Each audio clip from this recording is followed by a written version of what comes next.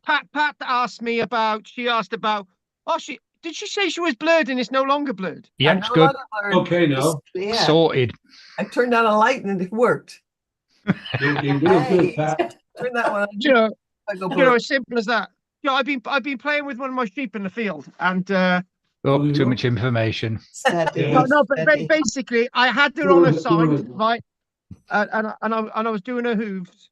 Hmm. So I did a good job, right? So Good. where are we going to start now? So first things first. I'm gonna make that announcement I made last week. I know some of you have already done it, but don't forget, guys, to get your monies over now. For the next 2 months. So obviously it's now the end of the month. So monies are now due for the £50 for the next 2 months. So get it over to me as soon as possible. Otherwise there'll be people knocking on your doors. Except Pat and David don't have to worry. Oh, Roger. Right. So that's the money side of things sorted out. The next thing I want to say is, where do we start? Now, the reason why I wanted to do this tonight is that I've had one of those days that my mind's been thinking that maybe I need to go a little bit back to basics, and I explain that in a little few moments after I've found out what people have to offer us tonight. So, Roger, have you got anything to offer us tonight? No, Carl. Oh, look, that's okay, Daddy. What about you, David? No, sorry.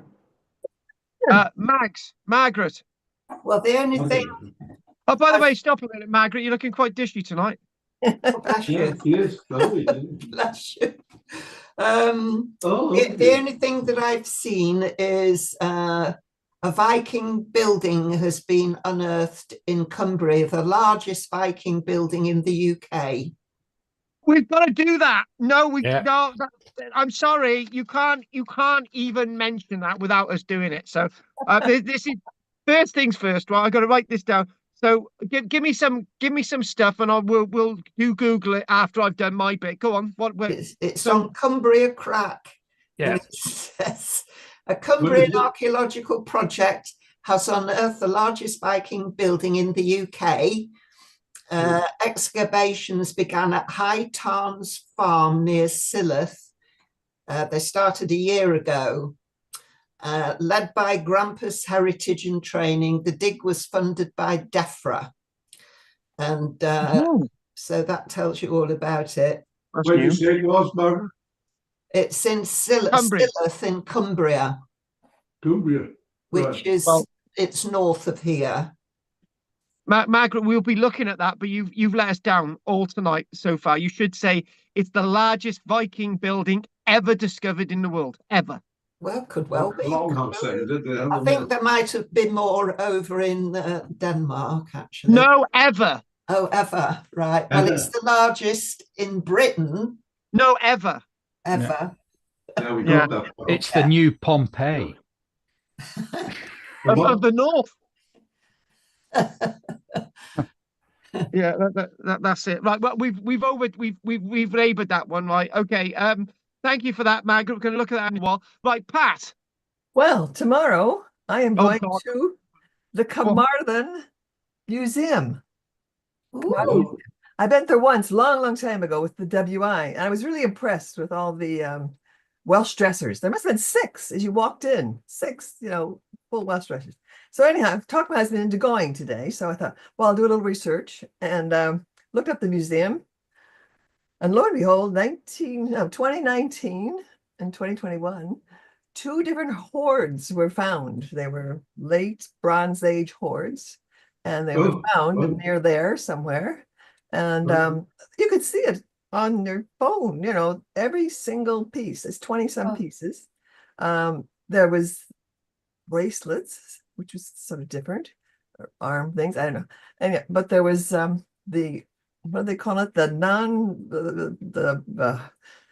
spears, Bronze Age, which would be socket ones. Socketed spearheads, yeah. Yes, that's it. There were 2 spearheads. One was broken in half, that way, sort of. Purposely, and it had been used, but they broke it purposely. and they put it in there. And then underneath the two spearheads, they had all these axe heads, that they had put on there. And one of the things they had was the axe head. I don't know, that they fold it around. They sort of tap it around the metal when they put it in there. So instead of a nice feature like that, it was all folded in. And they do that in Europe as well, But yeah, it was really great looking at all the pictures and knowing that, well, my husband will leave me in that room and he'll be somewhere else in the museum. But there's an antiquities museum and they're all on display there. So then I thought, well, I wonder if there's any in Bridgend, the county of Bridgend. And lo and behold, hoards. And there was 3 in Bridgend. Oh. They just talked about them. They didn't have any pictures of them. One was, it sounded like a brooch, but anyhow, there were 2 or 3 hoards found in Bridgend area, but it didn't say where they took the stuff. So I don't know. Maybe it's That's too. Museum of Wales, yeah. Probably, you think so? Yeah. Yeah, So yeah. I'm into my late Bronze Age Wow. big time now. I'm going to see it tomorrow in real life. Oh. And can I? Yeah, go carry on. Yeah, that's it. Yeah, but basically, I'll talk about how the live show went in a minute, but not last night, on Saturday night, I mentioned the Carmarthen Museum a lot, right? And what you won't see on display is the gold that I talk about that is in the Carmarthen Museum, that is associated with Pym Saint. And you could mention that you could mention the live show, and you could mention that Karl-James Langford is mentioning this gold at Pym Saint, because I actually had an audience about 8 months ago, and I actually handled the stuff, and I took photographs of it, and I made videos of it, and this was in the Carmarthen Museum, and this is part of what we talk about at the show. And I'm glad you're going to Carmarthen Museum. Maybe you should ask about the Pym Saint gold. Right. Just mentioned, because you've heard about it because of Karl-James Langford, and they won't check you out the museum this time. Pym Saint gold. The Pym Saint gold, from the Roman gold mine. Oh, it's Roman. Okay. Yeah. Were they, reopening something there, Carl? What's that? Would they started to relook at that to see if there's more gold to be found? Was there some move? Well, if you actually, what I will do, right, which is very appropriate to what we're doing tonight, I will actually talk a little bit about this gold, and I will link this in with the Iron Age, and I'll link this in with the Romans, right? I wasn't expecting to be doing this tonight, but I am, and that'll be very useful for us. There's a very intriguing thing that we will discuss, and it'll help Pat understand when she goes to the museum tomorrow. Right, Andy. Well, I was hoping to tell you about a great big Viking house, but somebody beat me to it. So I'll just say, hang on, hasn't anyone mentioned? Yeah, it is. Yeah, Scylla. Yeah, it's just up the coast, sort of up, kind of 3/4 of the way up to Carlisle, the coast. But I was going to say also then they find something in Egypt that they announced last week as well. Another tomb. Another tomb, yeah. Oh, yes. I wouldn't mind doing that tonight as well. Yeah, so... we ought to have a look at that, really. So I kind of thought right, somebody would mention it by now. But, yeah. We haven't done a lot about it. A friend was saying, oh, you'll know all about Egypt then if you do archaeology. Well, it's not in Britain. Said, well, no, we don't. I don't think we've really done Egypt. Where? They said, what? You're doing archaeology and you haven't studied Egypt. Egypt's off the coast of Kent. Yeah. Apparently. We touched on it a bit years ago, didn't we? Yeah, but that was in the pandemic. We were touching upon so many different things in that one. Yeah. Right, okay. Now we've got 3 subjects before I can even move tonight. I haven't even told you about my stuff. Anyway, carry on. No, that's it for me. Thank you. Judith. No, nothing. I might have one more thing. Oh, Martin, Oh my blinking God. Oh, All sorry, right, Pat. she's on a roll.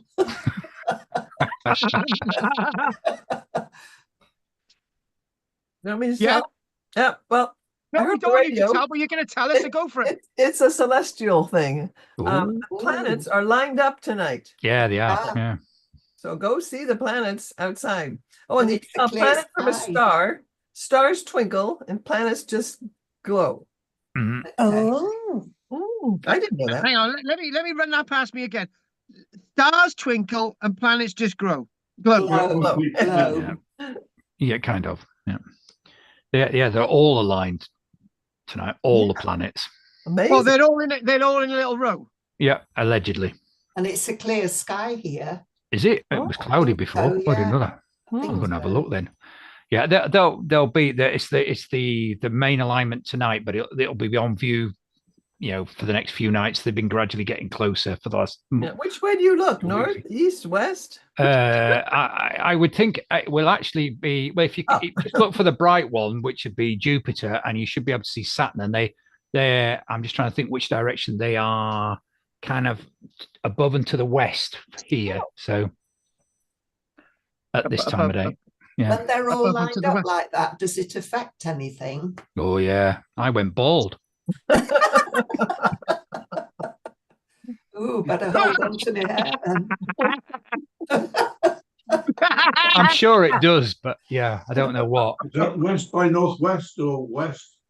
No, I'm not that accurate. It depends on what time of night you're looking because they move around, don't they, in a clockwise manner. So Oh, I'm actually being told by Dodgy Git online. He says that you're all wrong. The peak is actually the 28th of this month. So you do Wednesday? no, right. They just said on the news tonight today that it would be today. I'm sure he's right. The 28th makes more sense. No, the Dodgy Git is right about everything. Right.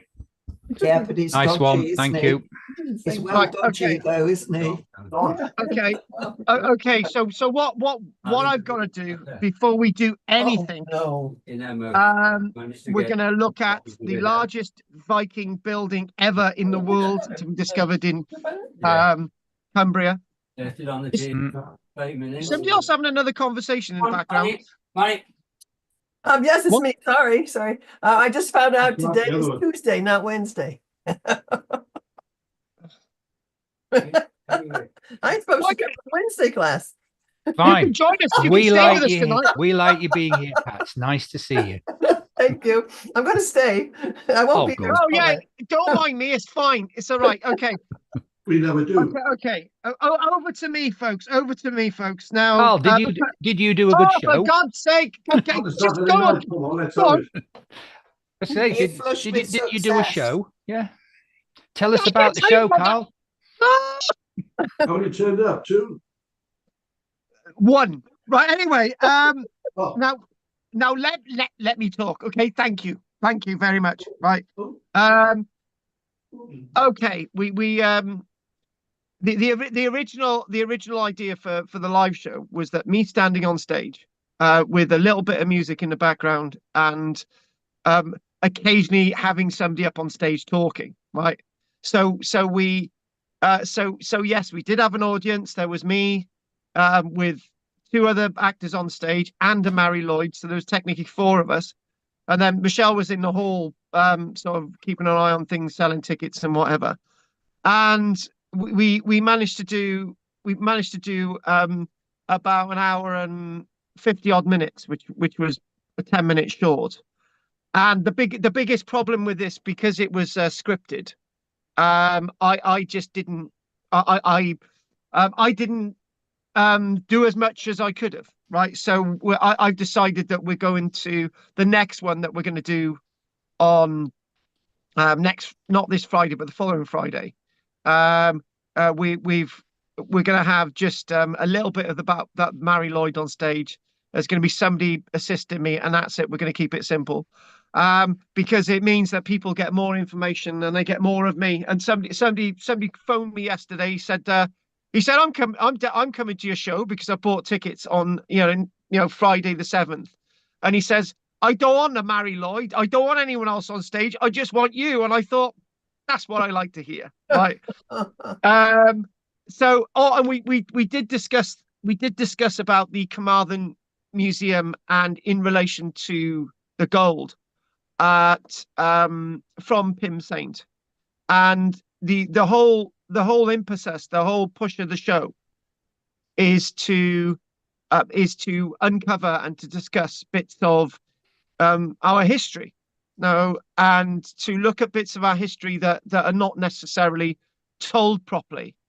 And then when you stood on the stage with images and you stood on the stage explaining that that the Mole Cape isn't what it seems, as we've discussed in these classes, and we look at the Pavlan Cave being an absolute and utter forgery, except 99% of archaeologists in Britain believe it to be the genuine bona fide thing, that when everything about it looks like it's been faked and you know it's just in talking about this, and people are just going quiet in a room and they're just listening, and it's the only thing I've ever done that nobody disagreed with anything, and because we asked people if they had any questions, there was nothing, and it seems that the approach that I'm going to be taking is more in that we're just going to be totally into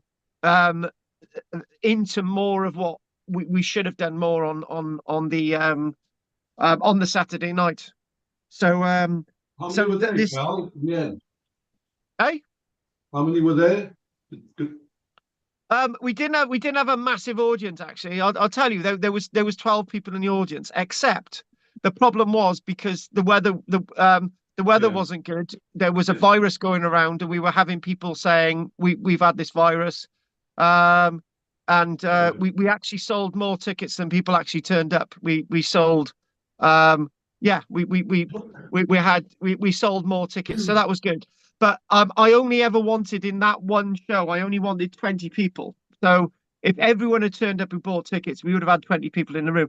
But the whole point is that we managed to do it. We managed to get the actors on stage. We managed to get the Mary Lloyd done. We managed to get the set done. We managed to get it worked. Everything worked about it. But from what I now know, I need to just be talking like I'm doing now, and just explaining that there are certain things right and wrong, and we've just got to be focusing on it. And this is exactly what we're going to be doing in Ystrad Gunlice on March the 7th. And obviously, by the time we get to Chepstow, it's going to be a different thing altogether. So we're cutting back on having too much distractions. And this is one of the things that I've learned. What's that, Rog? The music helpful, or I'm sure we're going to use it. Well, to be honest with you,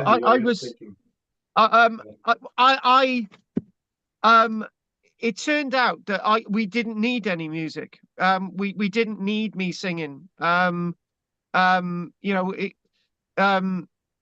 not going to go into detail, but it's just I could have just spent the whole time just talking and bringing everything more alive, and this is what I need. The one thing that we did, instead of me saying, look, we're gonna look at Pavlan Cave, we're going to look at the Mole Cape, we're going to go looking at lost coins of the kings of Cymru Wales, and explaining why I'm doing it, and explaining why there's our history which is wrong or right. I did all the subjects, and it I should have told people at the beginning that I've got all these subjects because I want you to understand that this stuff isn't on display in museums, or it's not in display in the right way. For example, Pat's going to Carmarthen Museum, and some of the most important finds that have been made in the local vicinity are in boxes in the museum rather than out on display. So how this was no argument from that too many stuff is down below, hidden somewhere. You don't see it. And it never comes out. It never comes out on display, and 90% of all our stuff in museums never gets put on display. You can't display 100% of these things, but what you can do is bring these things out on display more, and people would want to see these things. But if you're looking at the same thing every time you go to a museum, it's not, you're not learning anything because you're just looking at the same things. So what I should do now is, before we look at, this this large Viking boat in Cumbria, and the tomb in Egypt, and then get on to what we're going to be doing tonight, is just doing a little bit of an overview about the Iron Age, me talking. And this is what I thought. This is what I wanted to do tonight. I just wanted to just talk, and just not be distracted, and just say, this is why we're looking at the Iron Age, and this is what we haven't done, and this is, I want to do more of that picture, sort of picking up something that I did the other night in the live show. But before we do any of that, let's just go off, and let's just type in. Now this is a little tester now, right? Hang on, what's happened now? Nope, that's off. Oh, I've lost something, right? So what we're going to do, we're going to press that button there, and we're going to go with there, and we're going to go with there. Now, I reckon, right, that when I go onto Google, we are not going to find these artifacts that I've been explaining about, right? And that is the whole point, right? So we're going to type in, the box here, Pim Saint, gold artifacts. And it's likely that we're not going to find them, because, so let's just see if we've got them. Images. And actually, there's no images of these Pim Saint artifacts on this screen, right? Yeah. Which is a big shame. But the place that these artifacts come from is actually this locality here, right? This is the entrance to one of the mines at Pim Saint. Now, this is, yeah, one of the adits, exactly. This is one of the entrances to one of the mines at Pim Saint, right? Now, we just had a little bit of an exercise. What I wanted to show you was not there, and that is actually the point, because, hang on a minute, we just lost the screen. That is exactly the point. Now, I just wanted to mention a little bit about this, is that you go to a gold mine in West Wales, and the actual name is Dolacothai, right? And the nearest place is Llandovery, and the nearest big town is Carmarthen, right? Now, back in 1797, they found this wonderful gold. And in about the 1820s, they found more gold. Now, what we do know about the gold, and when I say gold, these are gold artifacts. These are actually gold brooches. These are actually gold chains. These are actually gold armlets with snake designs and so on. Right, so they find these things. So when they found in 1797, the first artifacts that they found ended up in the British Museum, right? And then the other artifacts found in the 1820s by the owners of the land kept hold of these artifacts for some years, and then eventually donated them to the Carmarthen Museum. Now, the point is, Roger, the reason why I've got this in my show, right, is I show an image of one of the golden artifacts that they've actually found here. Yeah. And the immediate thing is that everyone thinks, because you found gold objects next door to a gold mine, therefore the gold objects originated from the gold mine. Okay? The problem is that's completely incorrect, because the gold has traveled there from somewhere else with people wearing the gold. And it's a 99% chance that the gold objects found near this gold mine have not been mined and created using gold from the mine.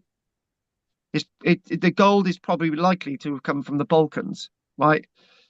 The other problem is with this whole setup with the mine is that because you found Roman workings nearby, it's the assumption that all the activities that you see at Dolokothai gold mine are actually Roman activities, which is in fact the wrong assumption.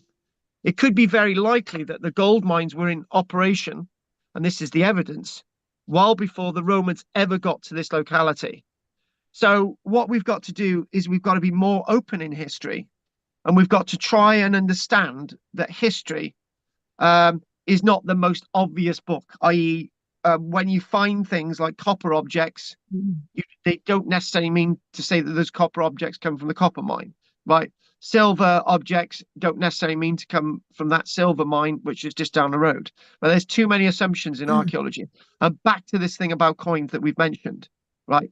You think when you find like gold coins in a certain area, obviously there's a gold mine nearby. There's not.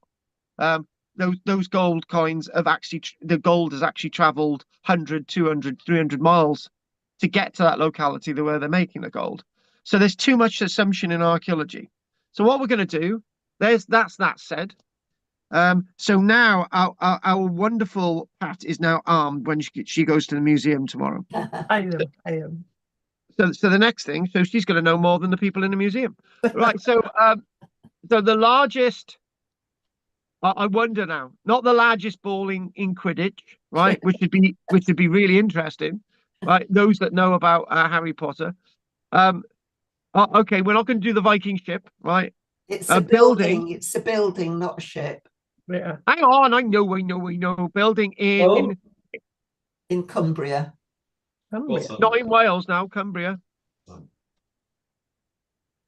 Now the question is it going to come up? Yay. Is it that? Yes. It's that. Yeah. Oh my God, it's there. Okay. Yeah. What is it? Can't see it. What do you mean you can't see it? It's like a wall, building. It's a building, Rog. So yeah, I can see it looks like a cross section of a wall or a bit of wall. A Cumbrian archaeological project has unearthed the largest Viking building ever in the world. Excavations began at High Tarns Farm near Silloth in January 2024, led by Grampus Heritage and Training. The excavation was funded by DEFRA and led by Claire. Right, okay. So okay, Andy, we're going to do. Should we go with this Cumbria crack? Yeah. A bit of crack. Well, I got it. What is that? What's this privacy thing? Yeah, hang on a minute. Go away. Oh. Hang on. Why is that coming up? Cookies. Right, go for it. I'll go for it again. Right, we're going to get it. Oh. Why is it coming up? Why is that coming up? Oh, damn it. Right, okay, let's go with that one. Right. Archaeologists find who wants Cumbria crack anyway? It's full of rubbish. Right. Archaeologists find significant Viking building, and there it is. That I've got to be honest with you, that is a Gruban house, obviously, because it's very subterranean. That is really good. That's right, yeah. Thanks, Rog. I really enjoy your archaeological take. But that is really interesting, isn't it? That's really deep. Roger. Yeah. Is it a grub house or a Gruben? Hang on a minute. It's the Dryer. remains of a Viking age corn dryer, not a house, or under a farm in Cumbria. So it's a corn dryer, not a house. But then again, look at the archaeology there, right? So the remains of a Viking age corn dryer rather than a house, but that could equally be a Gruben house, right? Archaeologists, well, it's not in this case, but we're just making a remark there. Archaeologists have unearthed what they believe to be a Viking age building in a recent dig. Teams of volunteers dug up High Tarns Farm in Silloth, Cumbria in July after crop marks indicated the structure had previously been on the land. Carbon dating, they've got a guy from Cardiff to do this, carbon dating of a timber building they discovered suggested it was a large hall of the late Viking Age. So far we got the image as it says, a corn dryer. Can I ask? Have they got that caption right, Andy?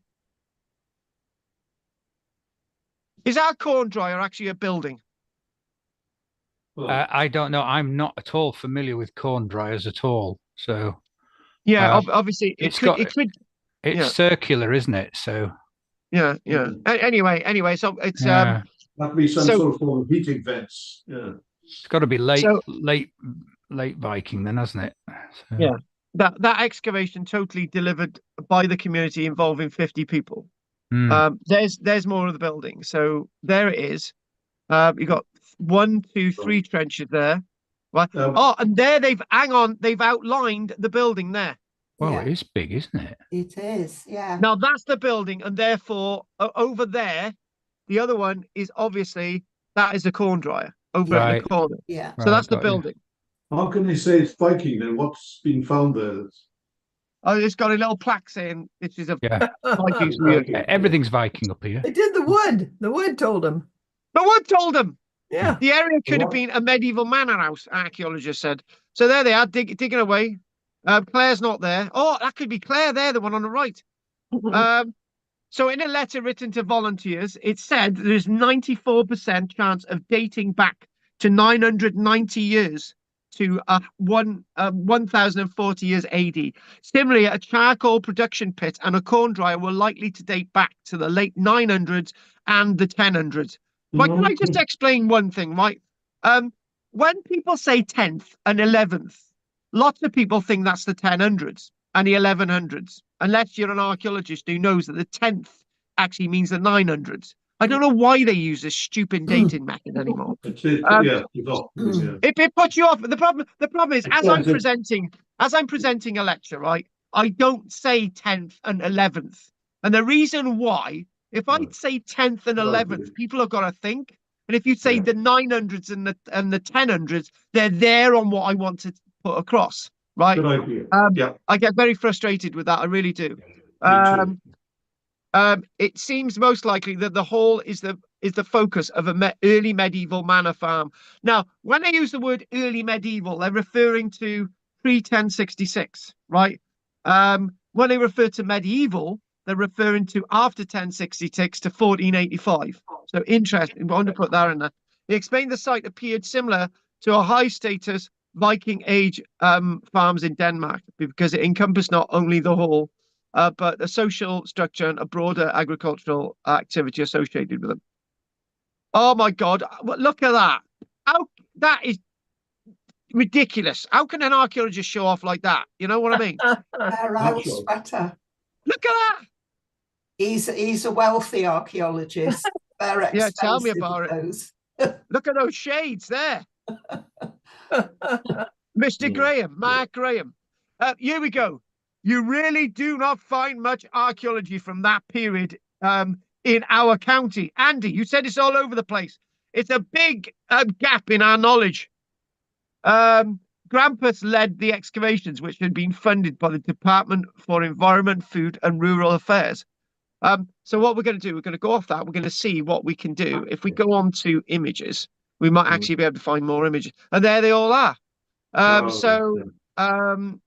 It's sort of, hang on. So are we talking a building a little bit like that? Yeah, maybe. We could be. Oh, that's gorgeous, isn't it? That's gorgeous. And basically what we do have is this building here. Now, we are referring to this as a corn dryer, right? And to be honest with you, my knowledge of corn dryers, yeah, it does look like a corn dryer to me now. But that is a substantial structure in itself. So corn is massively important to these people. They're drying the corn. And if we look at that image there and we come on to images of medieval corn dryers, which I've excavated a medieval corn dryer myself. So medieval corn dryer. So I know this is sort of after 1066, but if we type, yeah, there it is. It's a corn dryer, definitely. That there is a corn dryer. So these are corn dryers that we're looking at. That's Um, the account, yeah. yeah, that's a smaller corn dryer. And yeah, that's at Brixworth. Yeah, it's similar to that. The one in Cumbria is a lot better than these, isn't it? And Of course. definite. So they are corn dryers. That's what we were just looking at. So if we go back to that image, and we go, yes, definitely a corn dryer. So there we go. So what we're gonna do now, basically, Dodgy Git said that jumper must be extremely expensive. So, Andy, don't show Claire a photograph of this bloke. So, right, what we're gonna do, can you see this type of stuff I look at? Exeter Roman sewage. Yeah, I get off on looking at Exeter Roman sewage systems. By the way, Anne said she couldn't make it next week, so next week we might actually have another two people who have joined us. That's nice to have a little chat. Yeah. Tomb discovered. So if I put new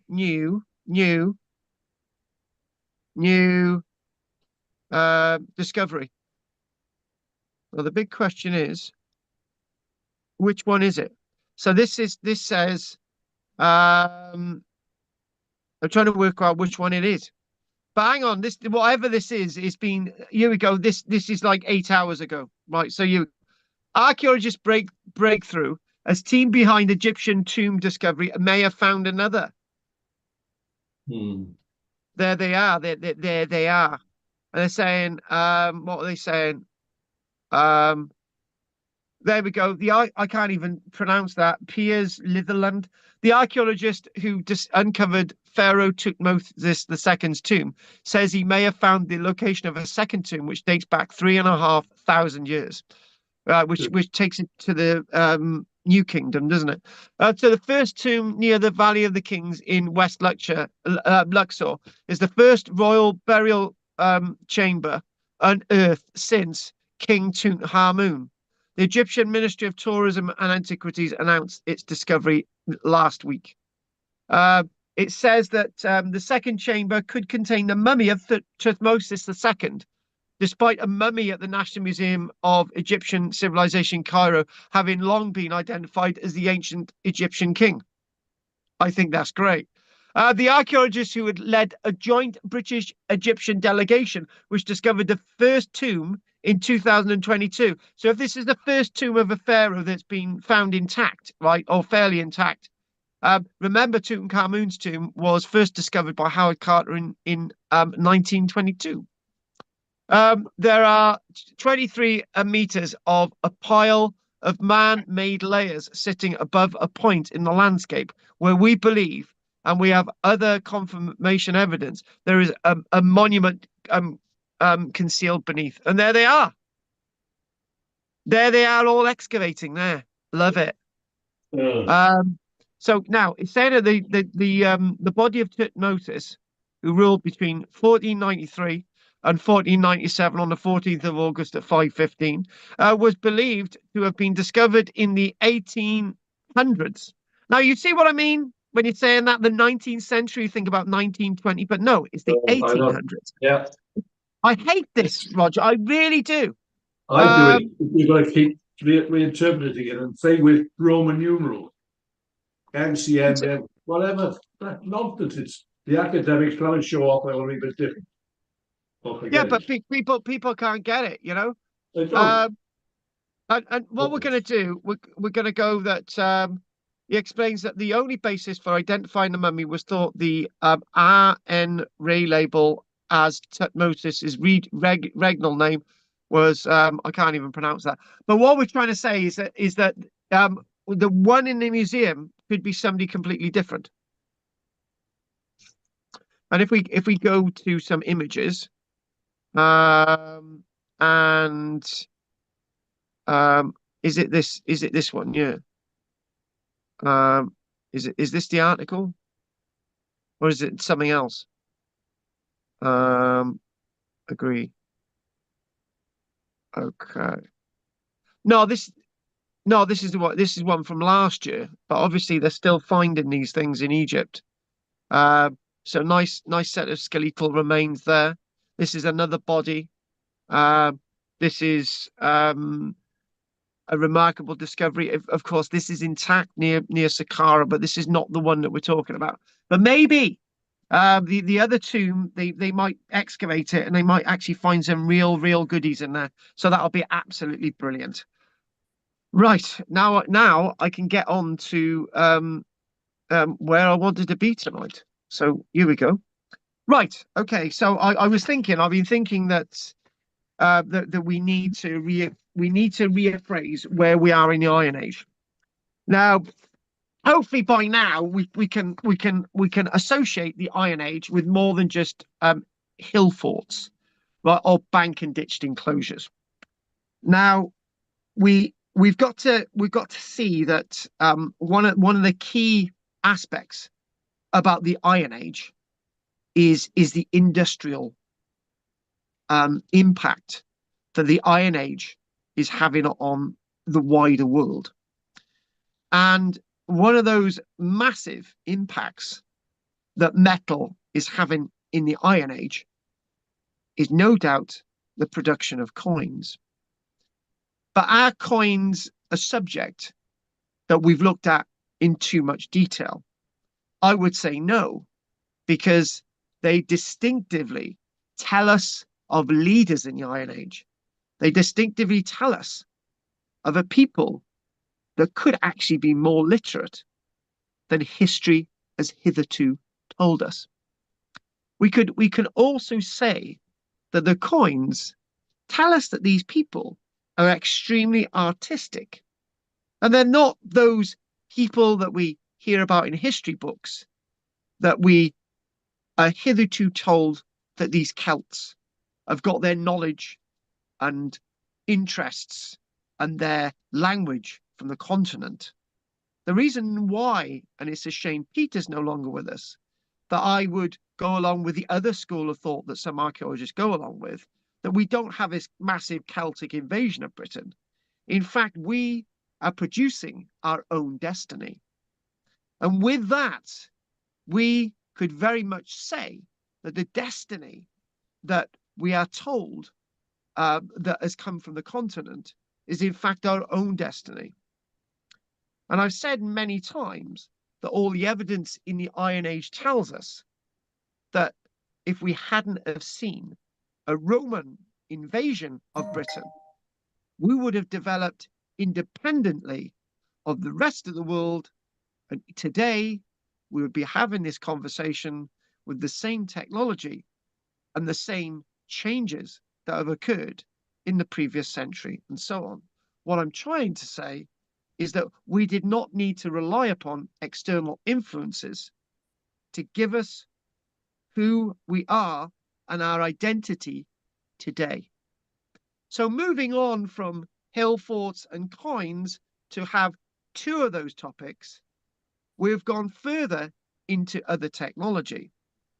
One of the great survivors of the Iron Age are those wonderful lake villages that we've looked at in Glastonbury and Mere very recently. And what that tells us is that we are a people that have so many more questions than answers on how these people lived. And back to what I've said, you could say that in the Bronze Age, there is much in the way of a burial culture. You could say that in the Neolithic period, you've got all these big monuments that hitherto were one thing, and then they ended up as burial chambers towards the end of their lives. But as we go into the Iron Age, we don't have as much in the way of a burial culture as we had seen in previous generations. What we're starting to see is a people who are evolving with their trade and with their ability to have, again, their own identity. Now, the big question is where has this story come from that people turn around and say that Iron Age people were fighting and warring all the time? It may come in the evidence that we see from previous generations. For example, when we look at the Bronze Age, Pat made this point earlier on, that these socketed axes, these socketed arrowheads and so on, that we see in the Bronze Age, right, in various different hordes around the British landscape. And these types of things start to go into Iron Age folklore. And the problem is with folklore is that folklore does in fact become archaeological fiction facts. When we want to look at whether people were warring all the time, let's try and look at the archaeological evidence. And the archaeological evidence doesn't really paint that picture as firmly as we have been taught. Now, one of the things that we look at in the Iron Age is this sort of idea of vitrified forts, which is something that we might touch on after the break. Vitrified forts, and what are those things? I know we've mentioned vitrified forts, right? But it might be good to look at another example to sort of get that into our heads.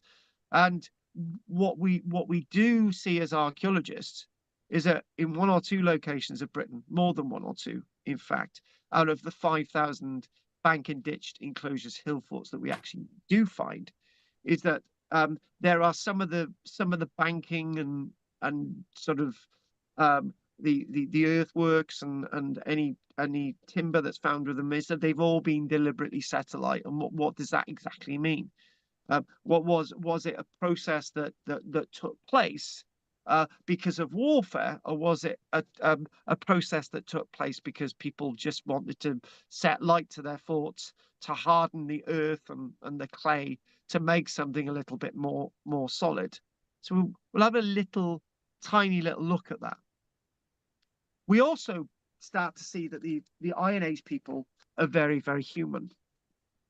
And what we mean by them being very, very human is that, let's have a little look at this. So what we find, for example, in the book called Ancient Britain by James Dyer, is that he's very much into saying the spread of hill forts, by far and away the best known sites of the Iron Age are the hill forts, right?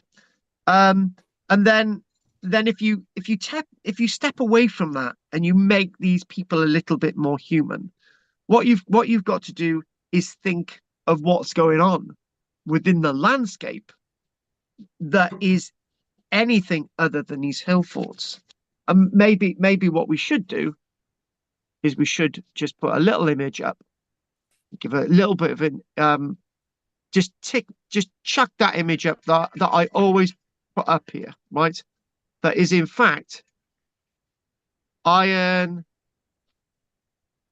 Age Maiden Castle. So if we're going to make these people a lot more human, we've got to think, right, let's take our mind away from the hill fort. And immediately when I'm trying to take our minds away from the hill fort, you've got a problem, because the only thing that you can actually see on the screen is an image of a hill fort. What you've got to do, you've got to take your mind out of what we've been taught about the Iron Age, because it's so easy for me to take somebody like Pat here, which I have, and said, like, look at what we've got. And then Pat says, oh, at the end of this trip that we have, a weird little trip that we have to Dorset, yeah, I've looked at lots of these banks and ditched enclosures, right? But is that all we've got in the Iron Age for these people? And the answer is no, because we've already mentioned that they've got trade, they've got their metal, they've got their coins, and so on and so on. But how did these people truly live? And what we started to see is that we've got their burial culture. we've got these people had diseases like us, you know. They've got some of the people in the Iron Age were cremated. Well, we cremate people today. Some people in the Iron Age had inhumation burials. We have inhumation burials today. So those are the similarities, right? Did these people write things down? We've already mentioned they probably did. But if you get into the larger landscape of the Iron Age, right, you've got to think that these people actually they lived, they breathed, they loved, and they died, right? Very similar to modern day society. Now, one of the things that I'm very much aware when I actually wander about in the winter months is that I wander about and I just think this is quite bleak, right? Living on top of a hill and looking out at the rest of the world, right? And I think, well, what would it have been like here in the Iron Age? And I think, well, it would have been full of trees, but it would have still been bleak. It would have still been cold, right? There'd be no leaves in the trees, right?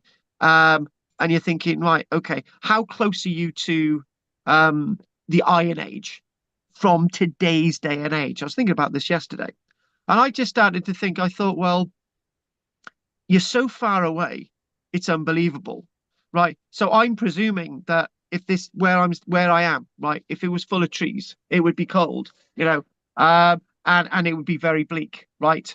However, I don't have a right to think that because I don't have the evidence. I can't really be sure.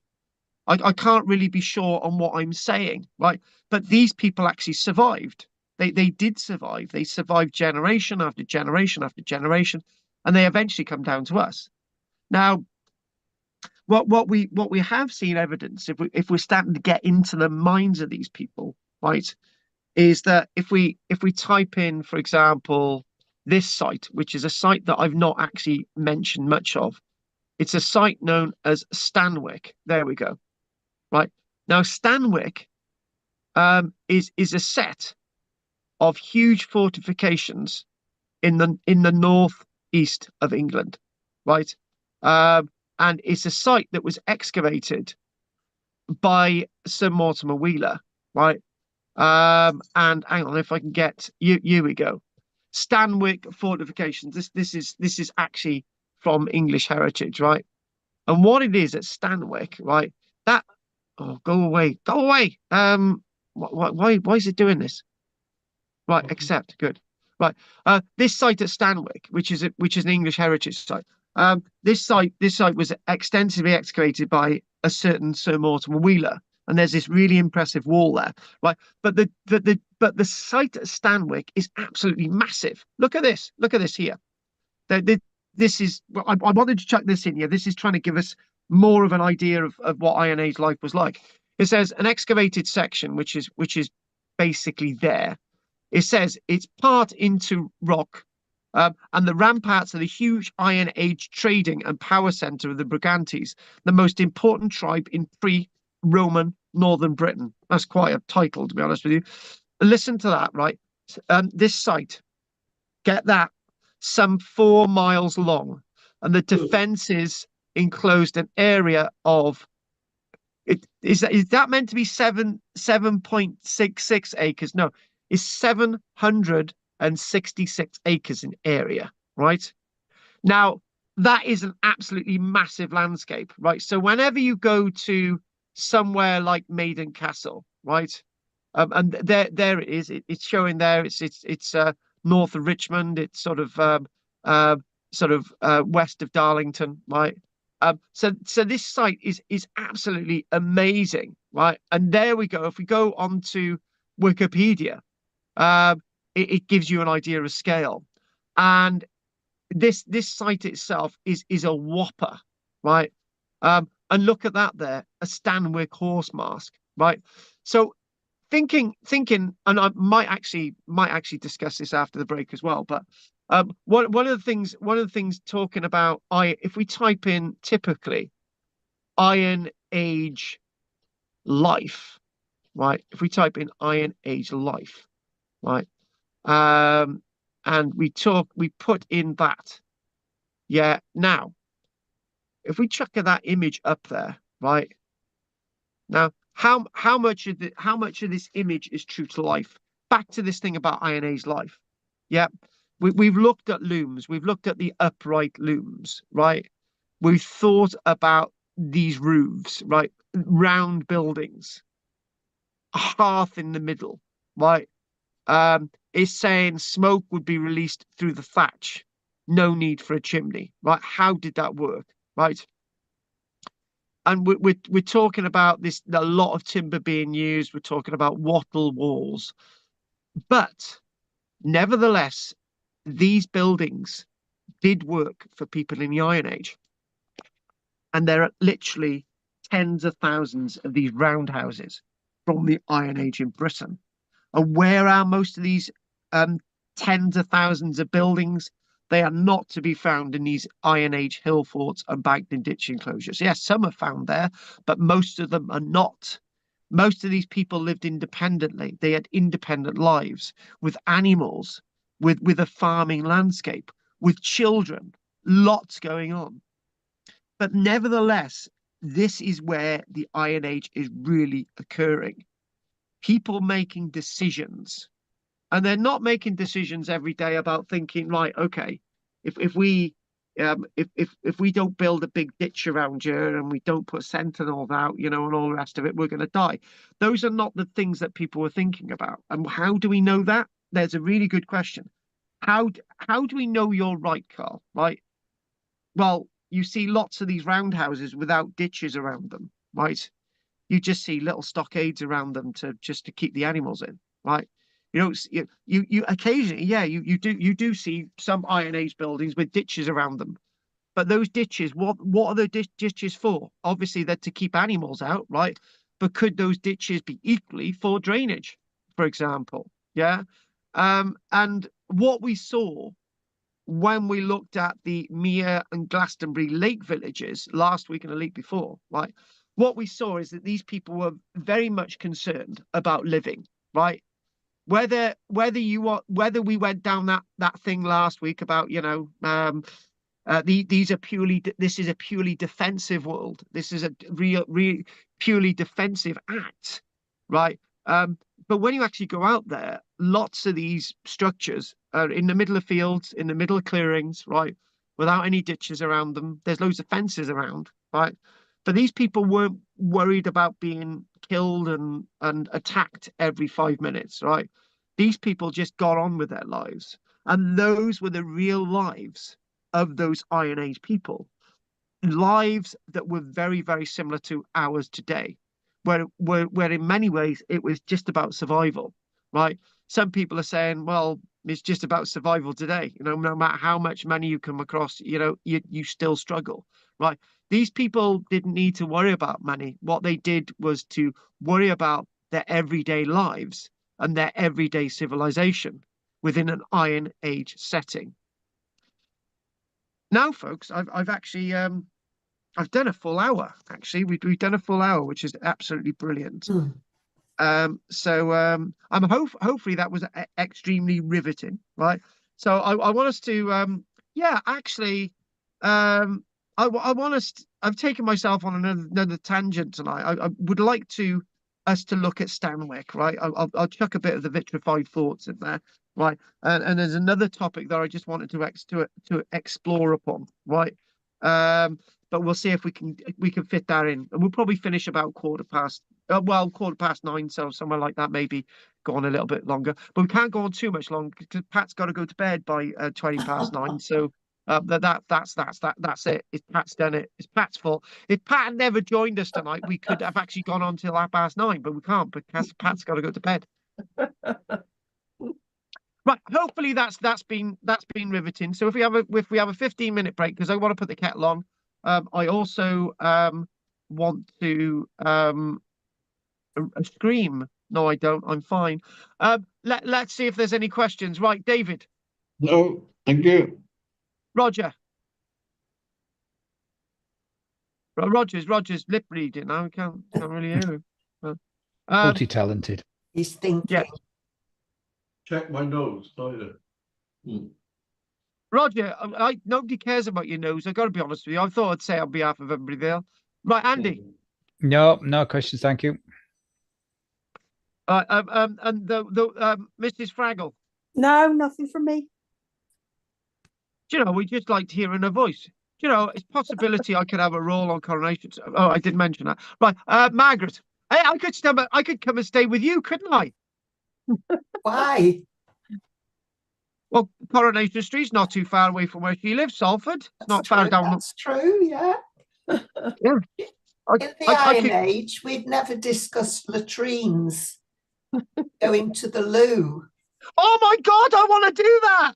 No, we haven't. Oh no. Oh, yes. Really. Oh my God, I want to do it. Oh, Andy.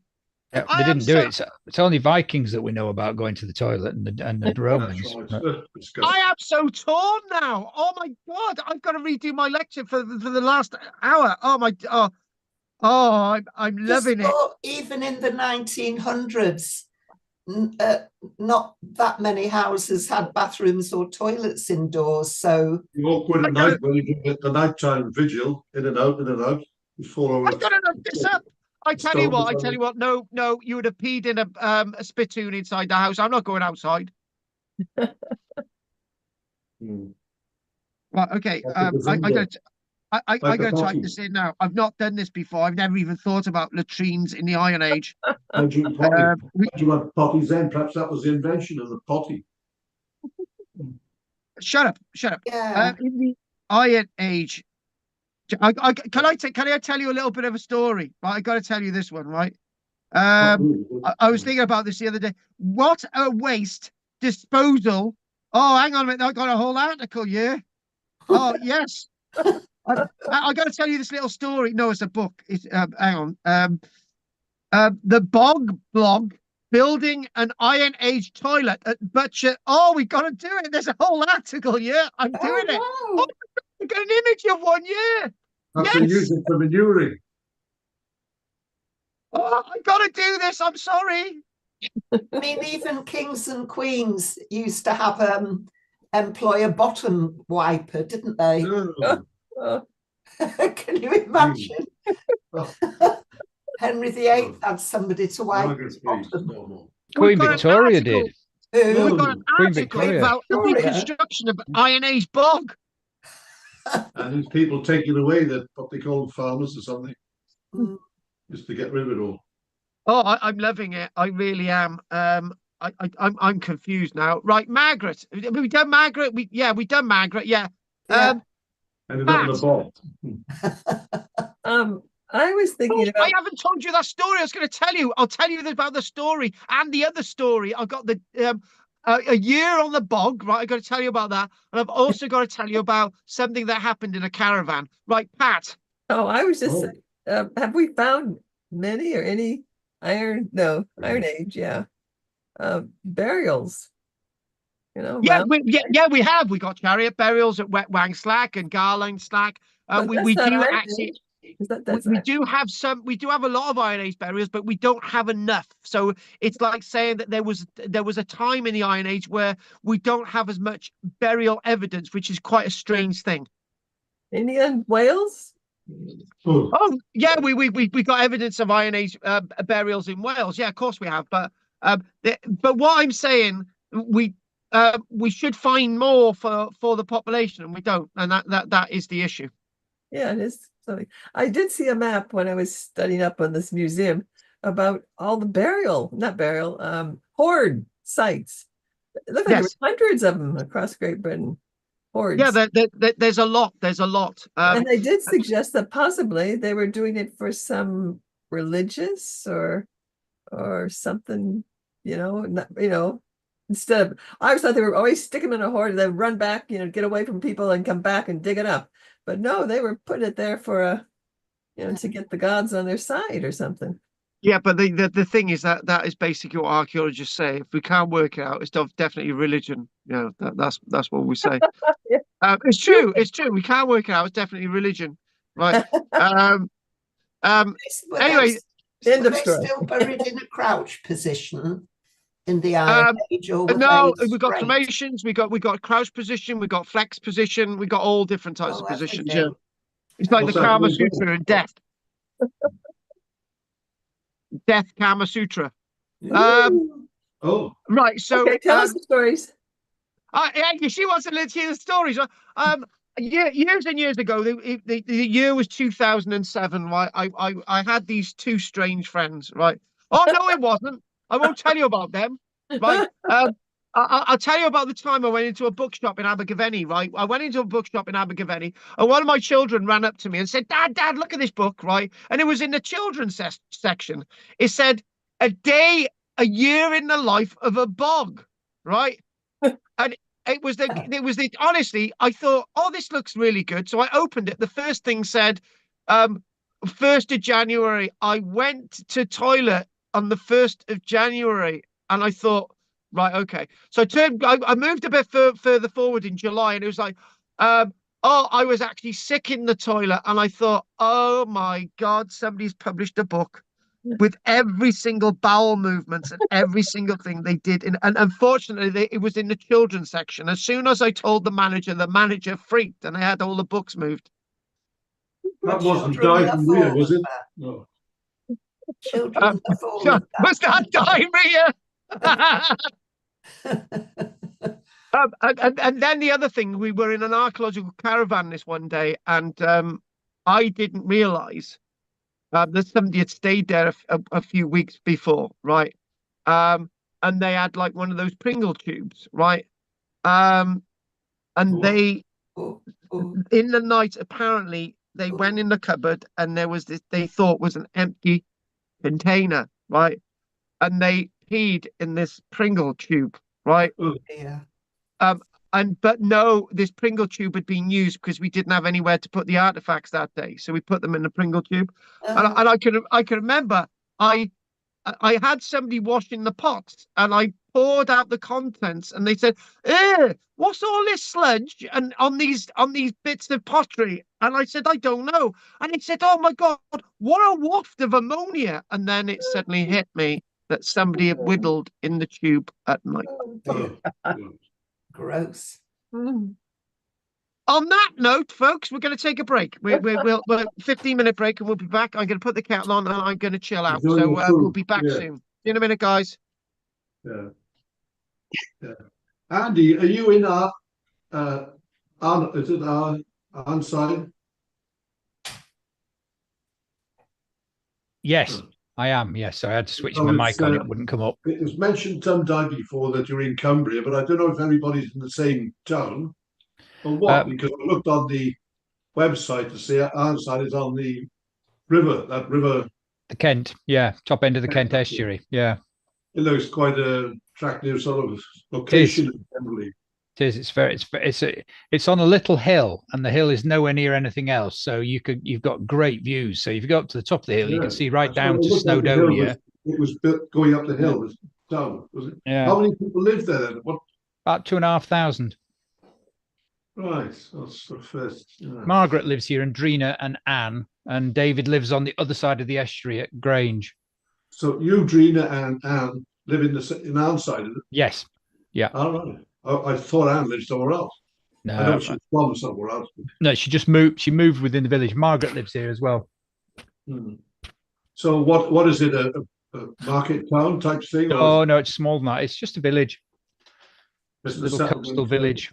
It was kind of, sort of a very tiny little fishing area, come agricultural area, and then the Victorians really developed it when the railway got here, and it suddenly became kind of a tourist route. We got a little pier and things. Oh right. Well, that's where I live. North Cardiff. It's now part of the city. Yeah.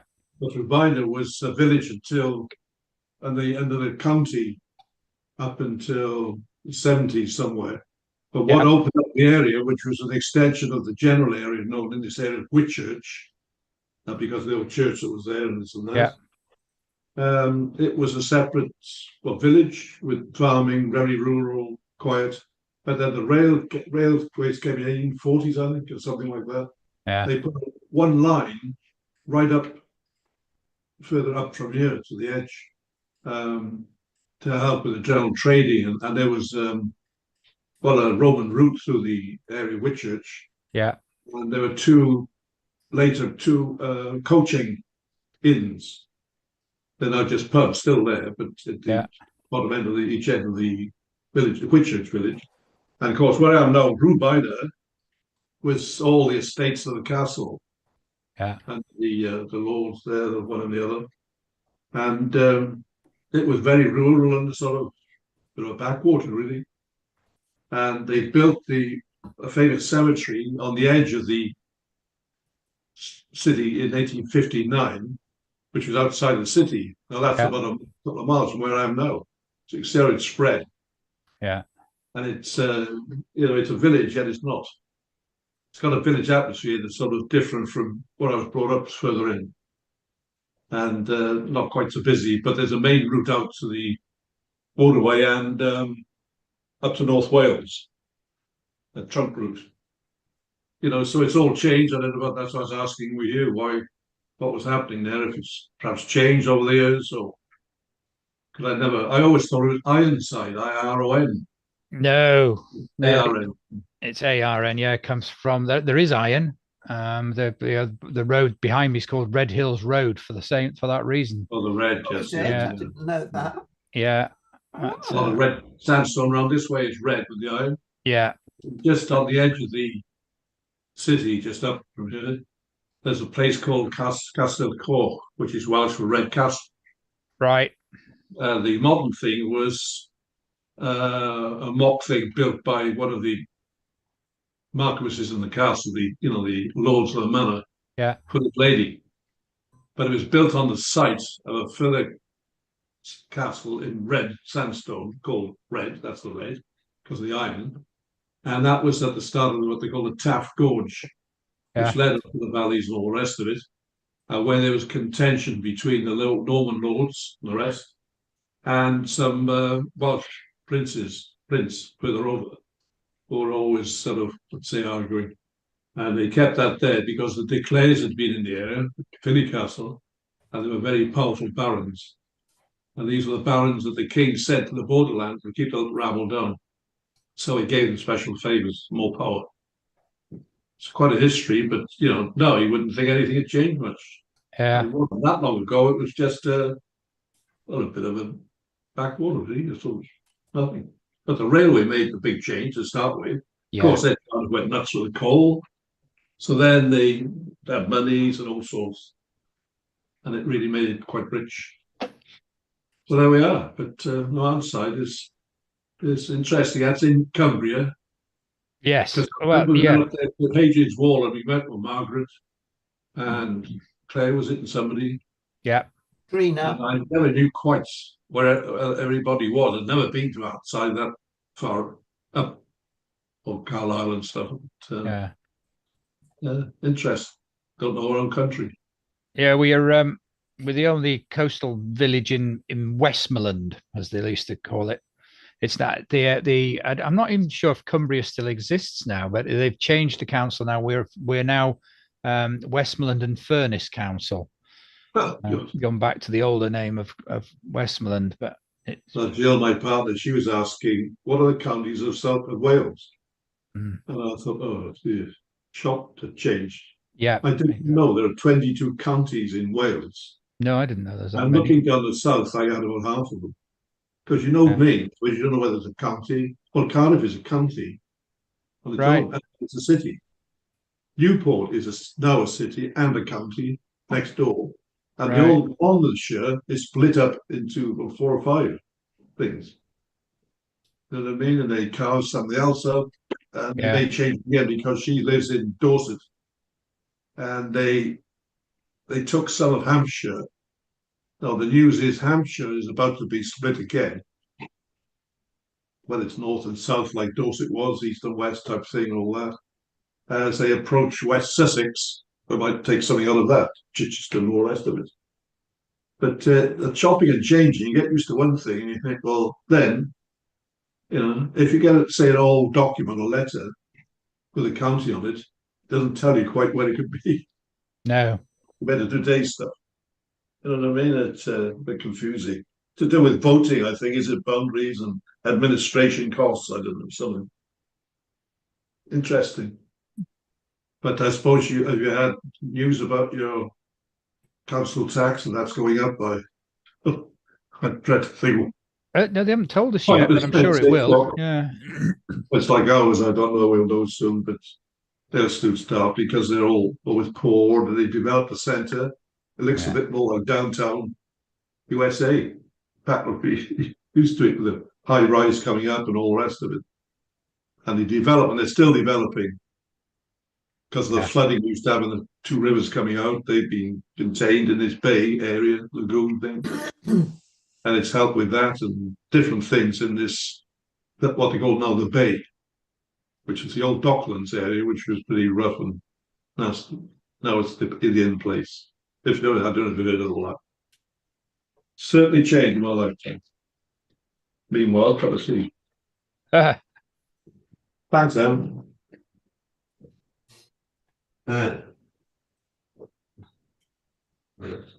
They're expensive times, aren't they? Everything is everything's going up. I'll have to start taking washing in soon, I think, for a bit of extra money. Get a lodger. Yeah, I could do.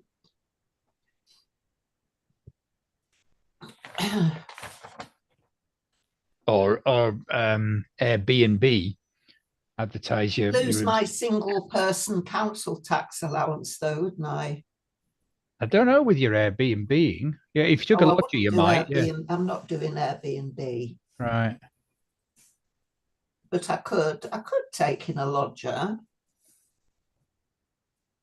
I guess. I think you're allowed to take in so much. Is it £7,000 a year?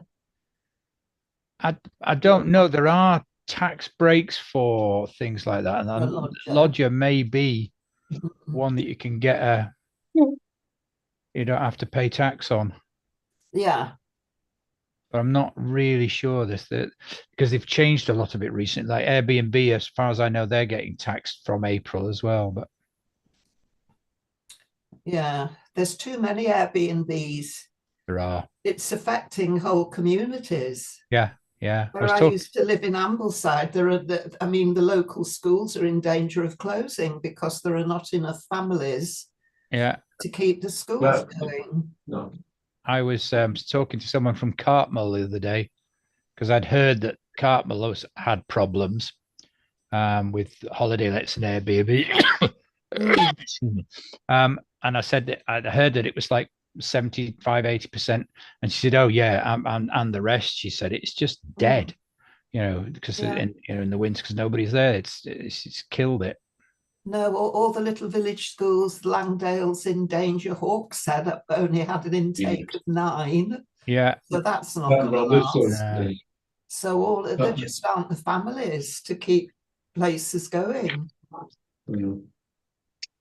Because it's jealousies between towns or things like Cardiff as a city. Yeah. Swansea reckon they should have been. It's more Welshness. Yeah. That's a very cosmopolitan.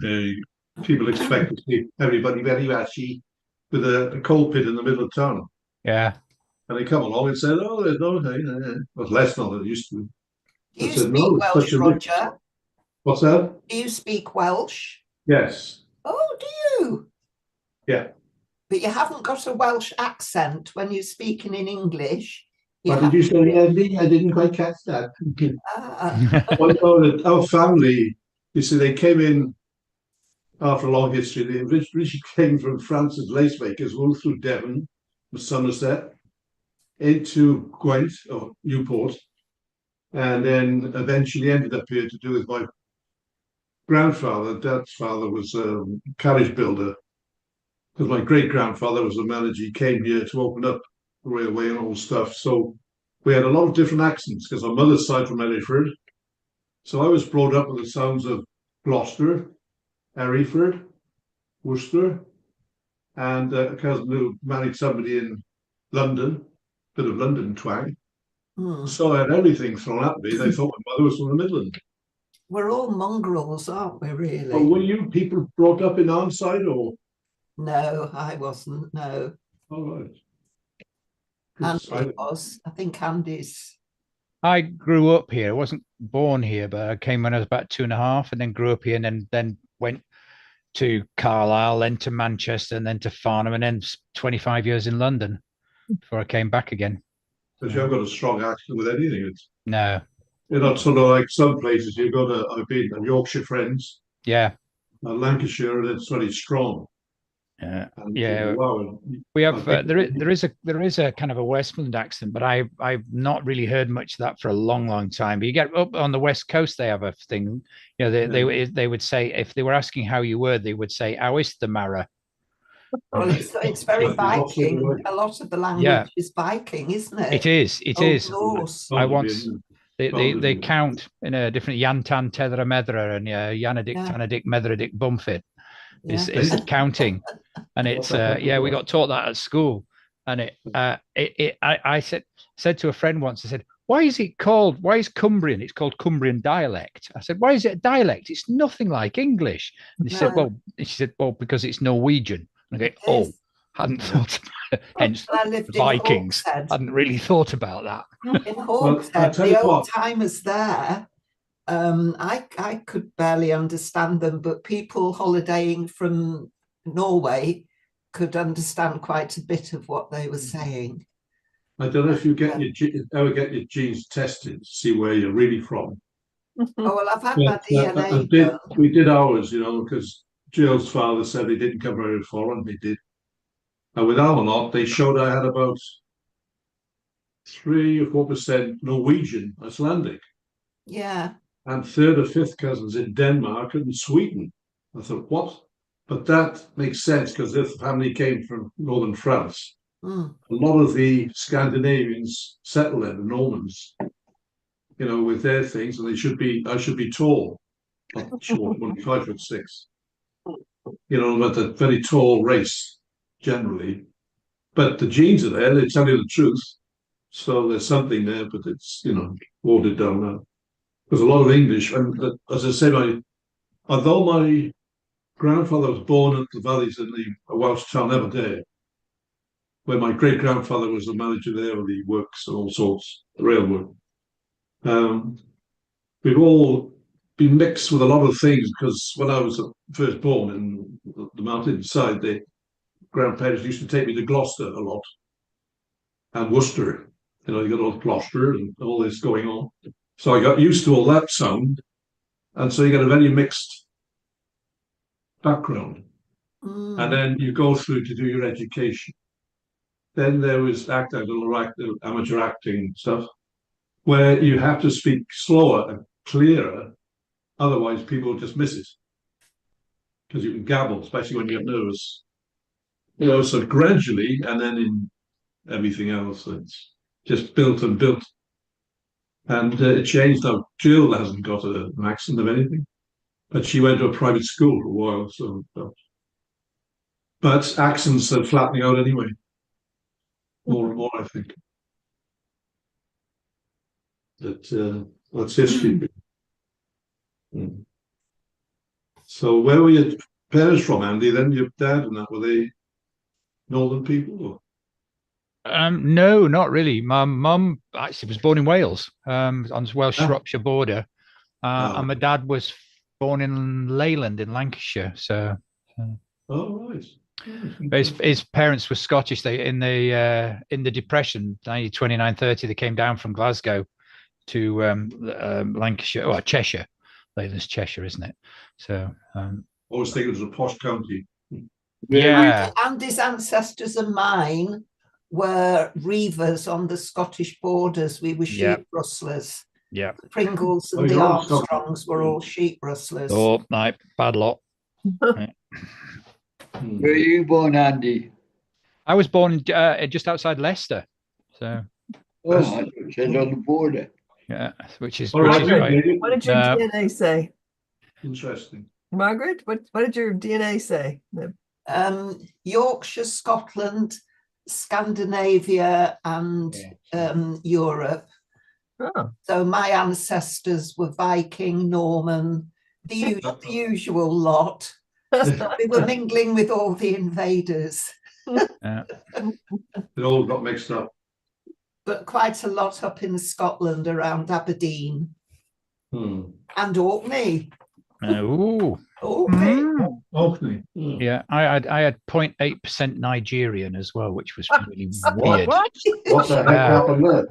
I don't know. I really don't. I know we went to Barbados once, and in the museum Hang there on was a minute. a postcard of a big black lady Ooh. called Rachel Pringle, and I Oh, thought, really? and she was really quite a hero there because This is too much. the Prince of Wales took the fleet in 18 whatever it was 20 or something, and made use of the brothels there, and thought he was going to get it free, and she made him pay. Good lass. So that's it. But I thought, how she ended up with a name like that, and then I'm thinking, they're basically slaves from Western Africa, and I thought, I wonder if there's a connection there. Yeah. But it'll I be have a no problem. idea. I You didn't never pay know. the extra to You never find know. out. Yeah. No. And you get odd Going on. odd things, characteristics coming out of you. Yeah. And My mother said, "Oh, I don't know where you come from." Ancestry time. What's your background, Pat? Where do your But would you believe that my great grandfather came from Northern Ireland? Oh, Yes. right. And my grandmother, my actual grandmother, she didn't come to the USA till she was 10, and she came with her step grandfather, and she was born out of wedlock with no father on the birth certificate. And Yes, she ma'am. Oh. was born in England, right near Right. the Welsh border. Right. You're one of us then. Yeah. Now you're back here. But that's my father's side. My Mm. mother's side, she's German. Oh. Well, Hang Wow. on a minute. This is too much. Deutschland, du bereits. Yeah. Yeah. Even Deutschland. Sounds very Right, sound very British, really. Yeah. No. But it's been such a mix of an island there. We were boat people. Jill's lot were originally. Yeah. And it's still happening. did you say boat people? Boat, yeah. Well, escaping France at the time of the, it was the thing called the 7-Year War in the 1700s, when, not the 18th century, 1700s, when the Protestants were persecuting all that stuff, you know.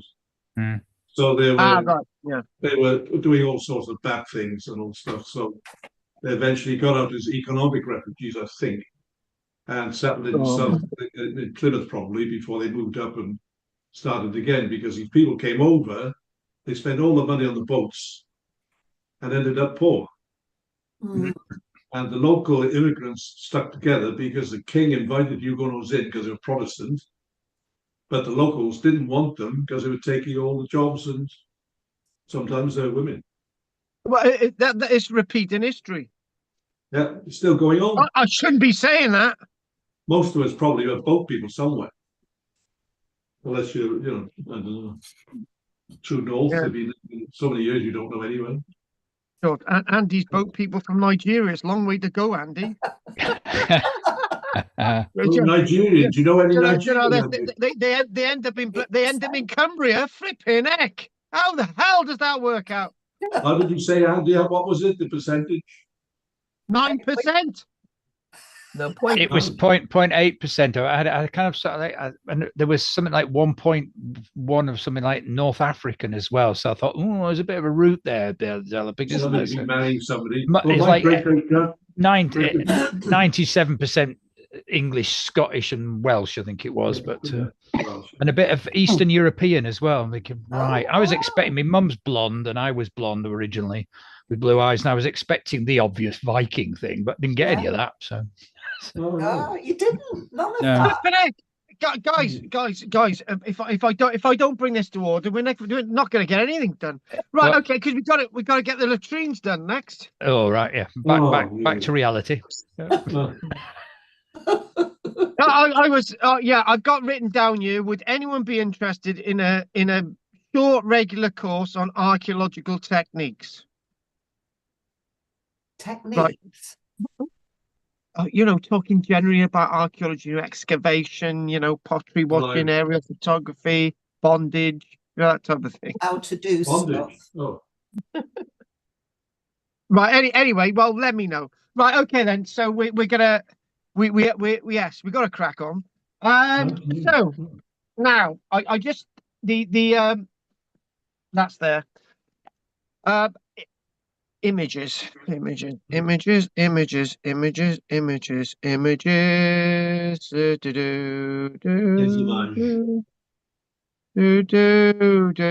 Do. Overseas and over ways to be a pilgrim. Right. Okay then. Let's start from the top. Right there it is. An Iron Age bog. Well, it's Well, Bob. you shouldn't have even mentioned it. You know I'm going to do this one. You know I'm going to do it. Right. So, basically, down there's a site known as Butser. Right. It's the Butser Iron Age project. Right.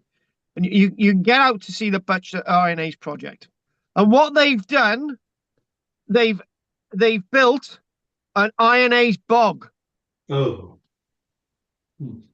You can go with this one, or apparently that one there. To be honest with you, I think I prefer this one. Right, it's nice and good. I'll tell you a little bit about this. A twig on your body. This is from 2022. The bog blog building an Iron Age toilet. Oh, can I tell you another story? Right. No. When I was getting married, right. This was in 1997, right. We hired a field next door to Ogmore Castle, right. And I said, oh look, I decided a few days before to dig a 2 by 2 meter deep hole in the ground to act as a toilet, right? Because I was looking for the remains of a Roman site, which I never found because there was no evidence there at all. I don't know even know why I mentioned that, but I thought I would. Right. Anyway, at the end of last year, we were joined. Now this is there it is. They were building a toilet. Now they said that the original toilet that they experimented with looked like this. So the original Iron Age toilet, whilst a lovely structure, was in desperate need of some TLC. So they basically decided to build another toilet, right? Which is this toilet. So basically they wanted to do something which was very, very simple, right? And what they did was, once the walls were fully wattled, they say, we considered our options for the roof. Now, the point is, their first effort was this, which, to be honest with you, if that was here, it would just blow over in the wind. So what they thought was that they would build something like this. Now, what evidence they had to build something like this as a toilet, I don't know. But they said that we could. This is at the Butser Iron Age project, remember? So we could make a frame and they basically thought, right, why don't we put a thatch on it? Or what we're going to do, we could put a skin on the top. They said the weather would be cold, and they decided not to go with a thatch roof because it would, unfortunately, it'd probably just blow away. But this has actually stayed there. Anyway, they decided that they would stick with a roof which was made of leathers, right? So some leather skins were tied in place for the time being. They acted as a fantastic roof that's waterproof and windproof and interesting to look at. However, the skins will start to rot. So the plan, when the weather gets drier, is to add pitch. So basically, tree sap to it, as a type of waterproofing. And then they're saying that this is what they decided upon, that an Iron Age toilet would actually look like, right? And that is not a door in front, right? That's just a little bit of a windbreak. So you go in there. Now, I'm looking at that thinking, well, what's stopping them having, some wood there so they can actually sit on rather than copying down? And the whole point of something like this, from what we can get from Viking evidence, from the likes of Coppergate, which is at Jorvik, because you've got lots of evidence of toilets at Coppergate in Jorvik, right? Is that you know, they did look a little bit more like modern toilets, with boards and so on, right? And with a hole in the ground. And what they would do, they would move these around. And once they were fairly full, they would backfill them with earth, i.e., earth toilet, and they would dig another hole. Now, the one thing that the Victorians got wrong was to actually build the earth toilets next door to the well, right? And they then discovered in London in the 1850s, right, that putting a toilet next door to the well would contaminate the well, right, which would be leading to outbreaks of cholera. And at that moment, they started to introduce piped water across London, and that's down to Dr. Snow and his friend. So I thought I'd chuck that in there as somebody mentioned about toilets. So what I want to do next is I want to look at a little article, not this one a minute. I found a little article in the Scotsman, right, which was to do with these vitrified forts. Now, as we find lots of these vitrified forts in Scotland, and the idea of vitrified forts came up thanks to Fraggle. So this is actually an article in the Scotsman, and archaeologists solve ancient mystery of melted Iron Age fort, right? So to give you an idea of context, this is the site. And it's like in the middle of nowhere. And again, can I just make a little bit of a point, right? Which is a very, very practical point, folks. Okay. This is going to sound very, very patronizing, right? Now, this is on the top of a hill, right? As you can see, which is surrounded by hills, right? And there is an image of the archaeological excavation. It's quite high up, right? Now, if you lived here in the winter months, right, it would be very, very cold. You would be hit with winds. You wouldn't have any protection from trees around because you're above the tree line, right? And the obvious thing is that you wouldn't really want to live here full time. So that ties in to trying to understand these things, that they were not permanent places of dwelling, right? And as they weren't permanent places of dwelling, they must have only been used temporarily, and therefore everybody else would live in the farmsteads, in the roundhouses that we mentioned earlier on, which radiated from these localities. Anyway, back to the question. Right, so if we go to here again and we look at that, and the location. This is in the Scottish Highlands. So archaeologists have made a breakthrough in solving the ancient mystery surrounding an Iron Age fort in the Highlands that was burned at such high temperatures that parts of it melted. Over the years, a number of experiments have been carried out at Dun Dail. Right, this fort is known as Dun Dail, D-U-N, next word D-E-A-R-D-A-I-L, in Glen Nevis, to establish how temperatures hot enough to fuse stones together in a process called vitrification, i.e. the vitrified Iron Age hill forts were achieved at this location, which latterly served as a Pictish citadel. Anyway, at Dun Dail, which was built around 500 years BC, some say on the 14th of September 815, and served as both, it says a Celtic fort. Well, we know my thoughts on an Iron Age fort, and then later on a Pictish citadel. Now, there are more than one or two of these vitrified forts in Scotland. In fact, there are 60 of them, 60 vitrified forts amongst, say, 1,000 of them. Right? Writer and broadcaster Arthur C. Clarke, is that the Arthur C. Clarke? It must be.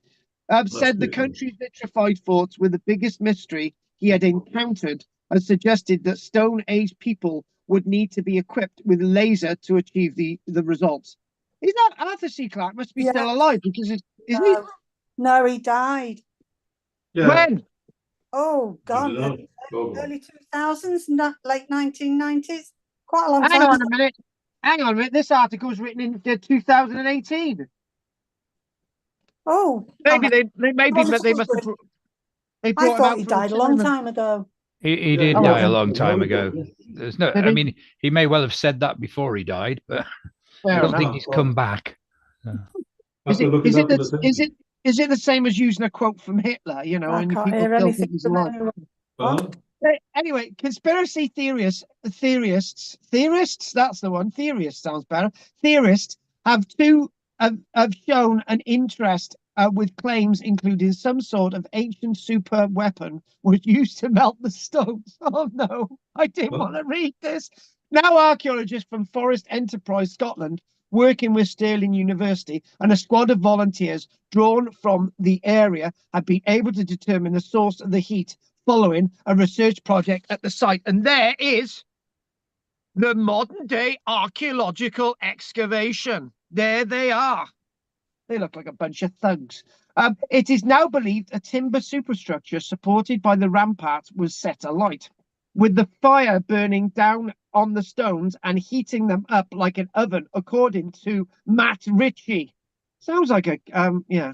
Anyway, Mr. Ritchie, I met him, not him though. Anyway, said Ritchie. tests have shown blocks of molten stones were formed in anaerobic conditions. That means without oxygen and likely caused by a tremendous heat from above.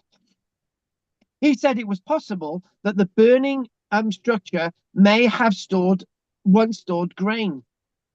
So in other words, the whole fort, stored grain at one stage. That's what I keep saying about these places. They're not really for living, right? They're for other purposes. This is really exciting. Not only do we know, now have a better understanding of how vitrification occurred, but we can also now visualize these hill forts as citadels with roofed rampart walls many meters high. Mr. Ritchie added that the question of why the structures was burned was yet to be answered. Of course, the mystery of why the forts were burned remains unsolved. Was it accidental or intended? Well, look, there's so many of them. It must be both, really. Was it an act of destruction by a vicious foe, or an act of ceremony? Perhaps on the death of a revered king, we may never know. Arthur C. Clarke thinks it's a weapon used by aliens. Radiocarbon tests carried out on a nearby peat bog, which contained a thick layer of soot, suggest the site was probably built around 500 years BC. A hill fort is looked by Ben Nevis and has breathtaking views over the surrounding glen. Other vitrified forts, including Tapo North in Aberdeen and Ord Hill near Inverness. Similar these structures can be found in parts of France, Germany, Wales, Ireland, and England. Remains of other vitrified forts can be found along the Great Glen Way, with Dundardale providing a defensive site and probably a status symbol for its elite occupants. Maybe. The name of the hill fort could be linked with an ancient Irish myth known as Deirdre of the Sorrows. Deirdre of the Sorrows, there we go. And finally, the chieftain's daughter, who was said to be so beautiful that kings, lords, and warriors fought and died to try to win her hand in marriage. In other words, she was an absolute nightmare. Right, okay then. So the last thing that we're going to do now, I thought I'd chuck that in there because I know there is Fraggle is really into these types of things. And what we're going to do now, we're going to have a little look at Stanwick Fort. That's what we're going to do. So let's get those images up here and let's get my notes, which is here. Right, good. Let's get this up there. Right, Stanwick Fort. Now I wanted to do, I've been wanting to do this for ages, and I thought, right, okay, I mentioned it. Now I need to do it. Right. And by the way, by the way, there's a hoard that's been found at Stanwick, Pat. Maybe what we could do is we could call Pat our hoard queen. Now, this is where the site of Stanwick is, near Darlington, and near the Yorkshire Dales. there's been a hoard found at Stanwick. I thought I'd mention this for you, Pat. In 1845, a hoard of 140 metal artifacts known as the Stanwick Hoard, named after Stanwick, which included 4 sets of horse harnesses, 2 statues of Lloyd George. The horse harnesses were actually for chariots, and a bronze horse head bucket attachment was found half a mile away at Melonsby. The hoard is now held at the British Museum, which also has the Merrick helmet, which may have been part of the hoard. Basically, the hoard was dispersed. And do you know what we're going to do, right? I've no idea what the Merrick helmet looks like, so I'm gonna type that in here now. The Merrick helmet, which is an Iron Age helmet, which is known after Merrick. Merrick helmet. Is that the right spelling or is that the Welsh? Yeah, that's the right spelling, babe. Hmm. And there's the Merrick helmet. Actually, right, a very similar thing like this was actually found in Kent, which was thought to have been dropped by a mercenary fighting for our friend Julius Caesar. Anyway, this is the Merrick helmet. This is well, we'll mention this anyway. The Merrick helmet is an Iron Age bronze peaked helmet with a La-10 decoration, so maybe continental. It is one of only 4 Iron Age helmets to have been discovered in Britain.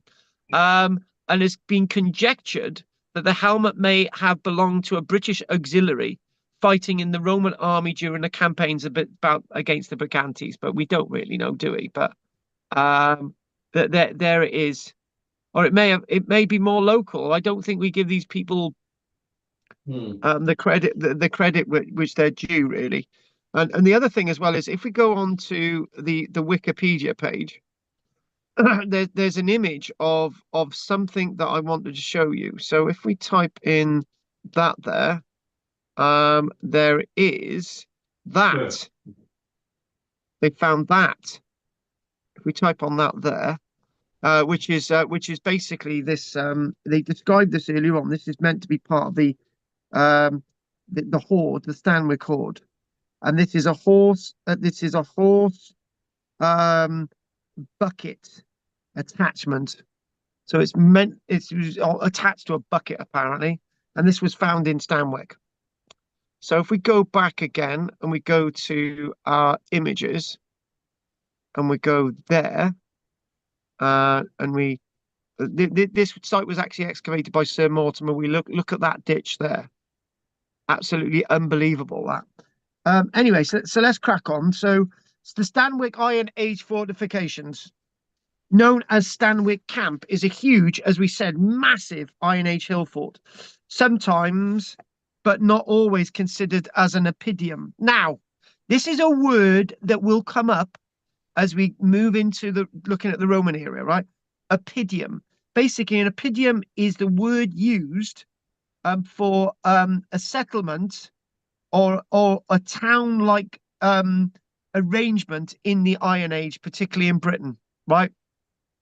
Now, these are the defenses, and a little bit that's reconstructed with a man above. These are the defenses as excavated by Sir Mortimer Wheeler in the 1920s. Now, we've already established that the defenses that go around this site are around 740 acres, and this is by far the biggest Iron Age settlement oppidum in the whole of Britain. It may have actually been the stronghold of Cartamandua, the queen of the Briganti people. You know, I was just about to say the Iceni then because it sounds good. No, she was the queen of the Briganti people, which is the northeastern British tribe. And she's synonymous with some kind of agreement with the Romans, and then she stands off against the Romans, and she's involved with some kind of rebellion.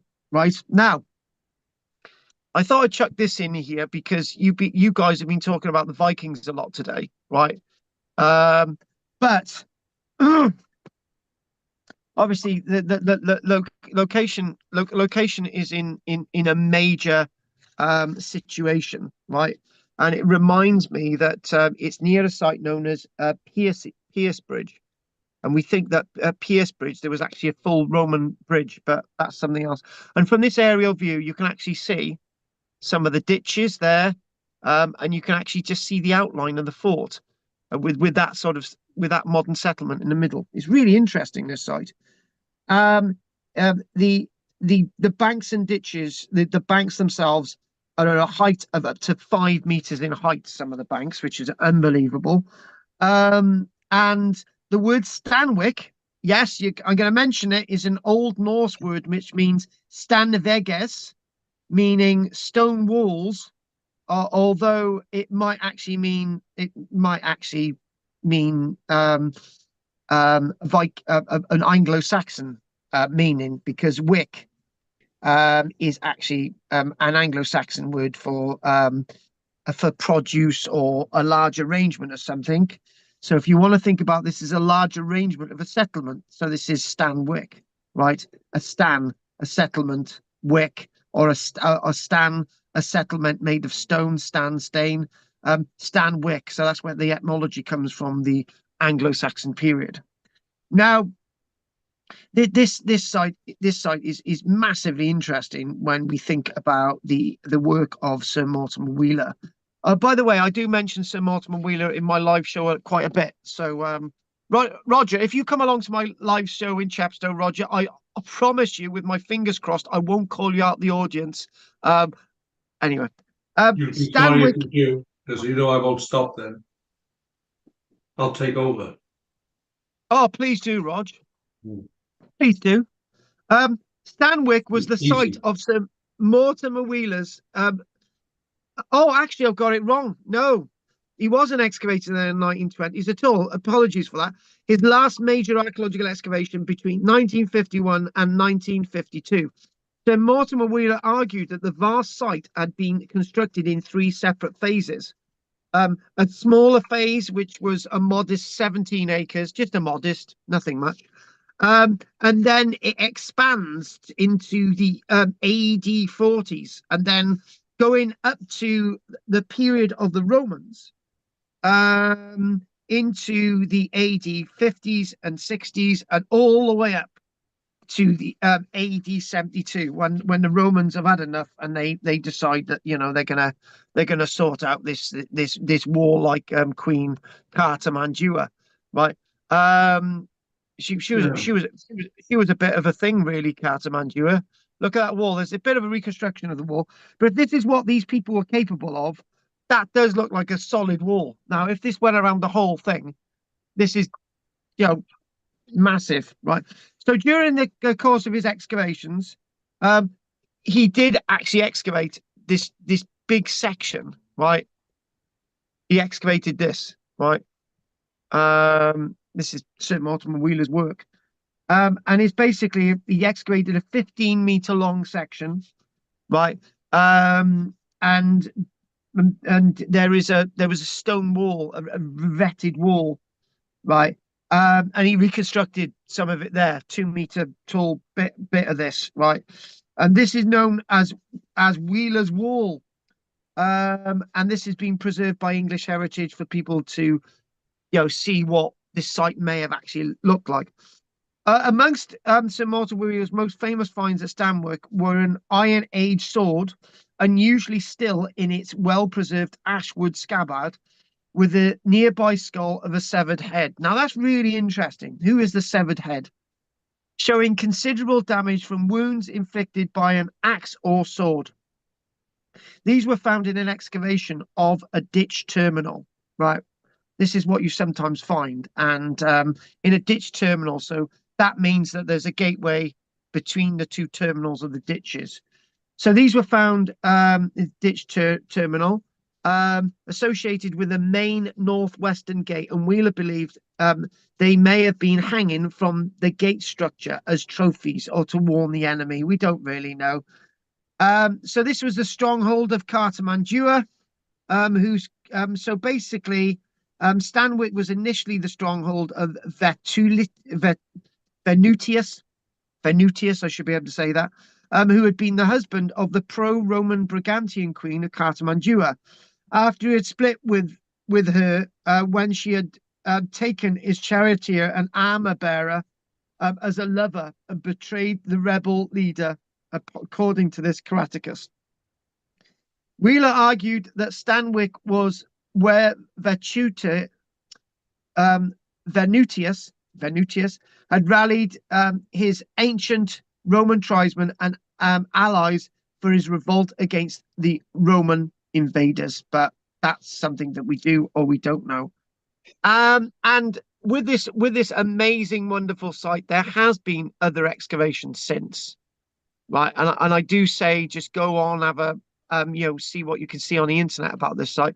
But look at that beautiful view there, where you can see on the side of the image, bits of banks and ditches.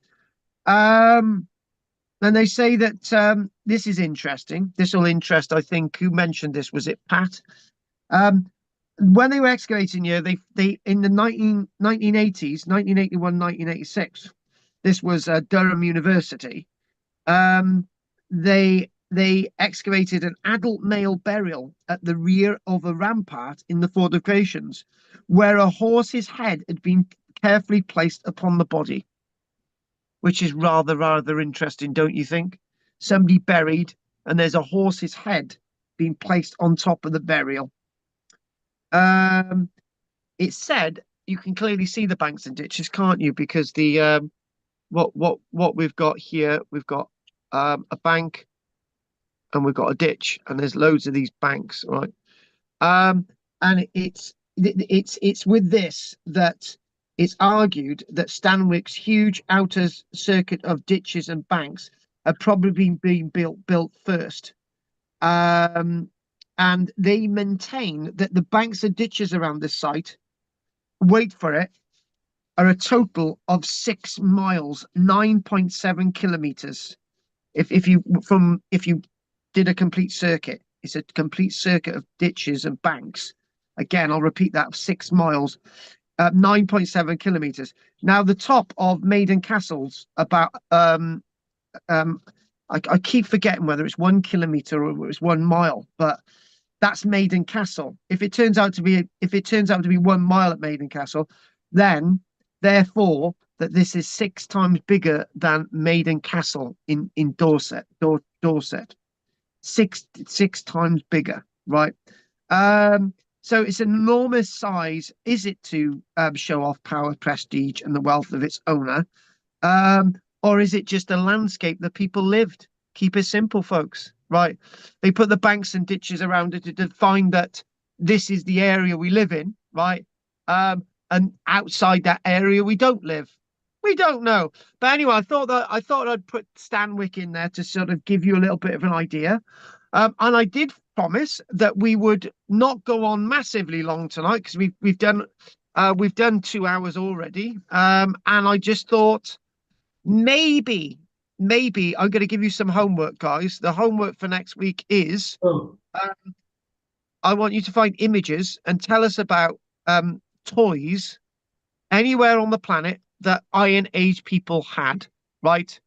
That's what we will examine, not next week in full, but we'll have a little bit of an examination about Iron Age toys. But I want you to do your homework on it. So there we go. So let's see if there's any questions. Right. So folks, it's so much better finishing early, because I've got to get out and see my sheep again, because in the dark earlier on, I did Olivia's hooves, who's our beautiful Borere ewe, who's given us 3 babies so far, which is good. Oh. Anyway, Oh. she gave us Harry, who's since had Bandit, and then last year she gave us James and Michelle. By the way, Michelle's an absolute nightmare, complete nightmare, and James is a complete idiot. Never. You have to train him Yeah, up. yeah. They are, you know, they What's yeah, going to do with all these sheep? well, Roger, um, um, there might be some film work on the way because of it, so we'll see how that goes. So what my plan now is that now we've got a flock. I'll keep all the lambs that I'll keep the first offspring that my Borrorays have had, Quintessa and Olivia, so they can keep their offspring, right? So in the next season, obviously, Eden's raring at the bit to get back at his girls, right? So we'll those ones next year will be the ones who will sell on. Good. So they keep their firstborn, which I think's really good, you know. Yeah. And to be honest with you, they're my firstborn as well. Well, not really, but you know what I'm trying to say. They're the first ones that I've been involved with. So yeah. Oh, they have to be to sell.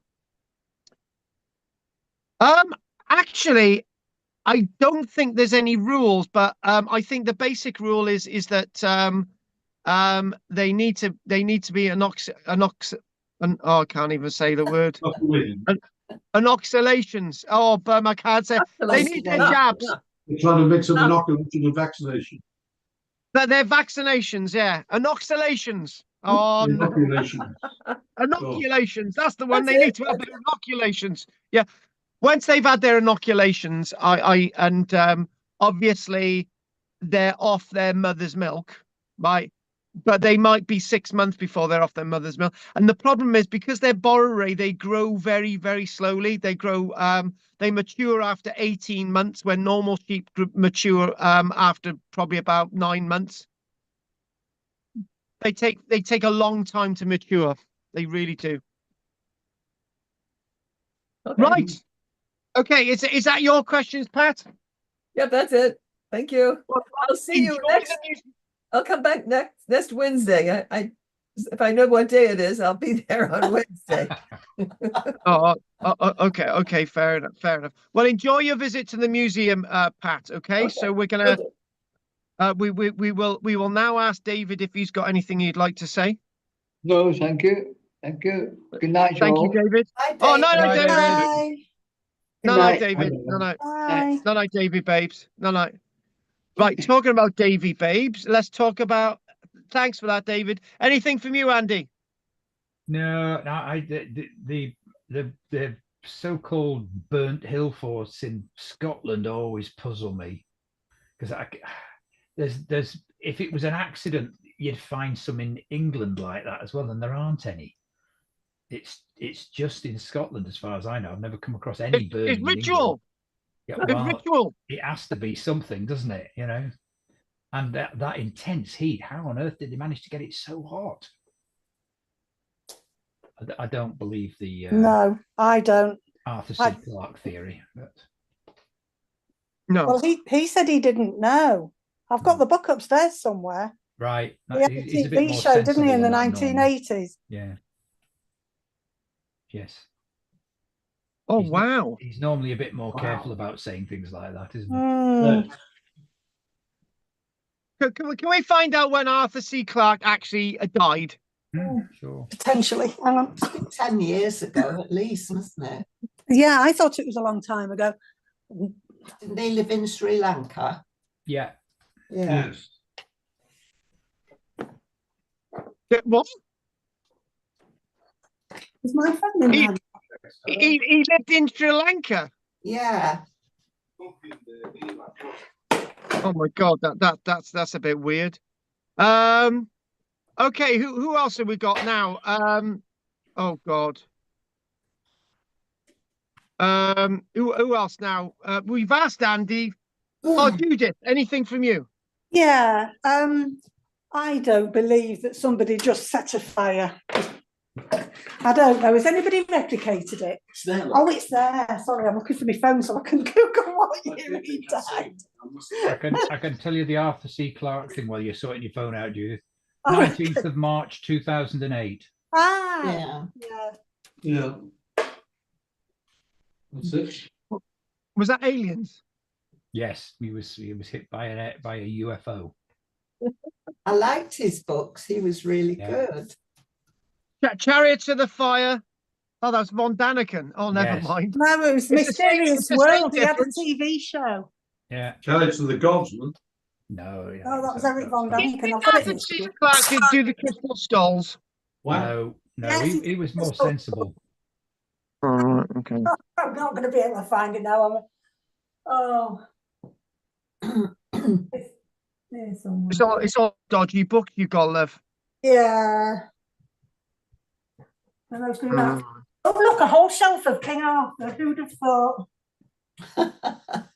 He did a Space Odyssey.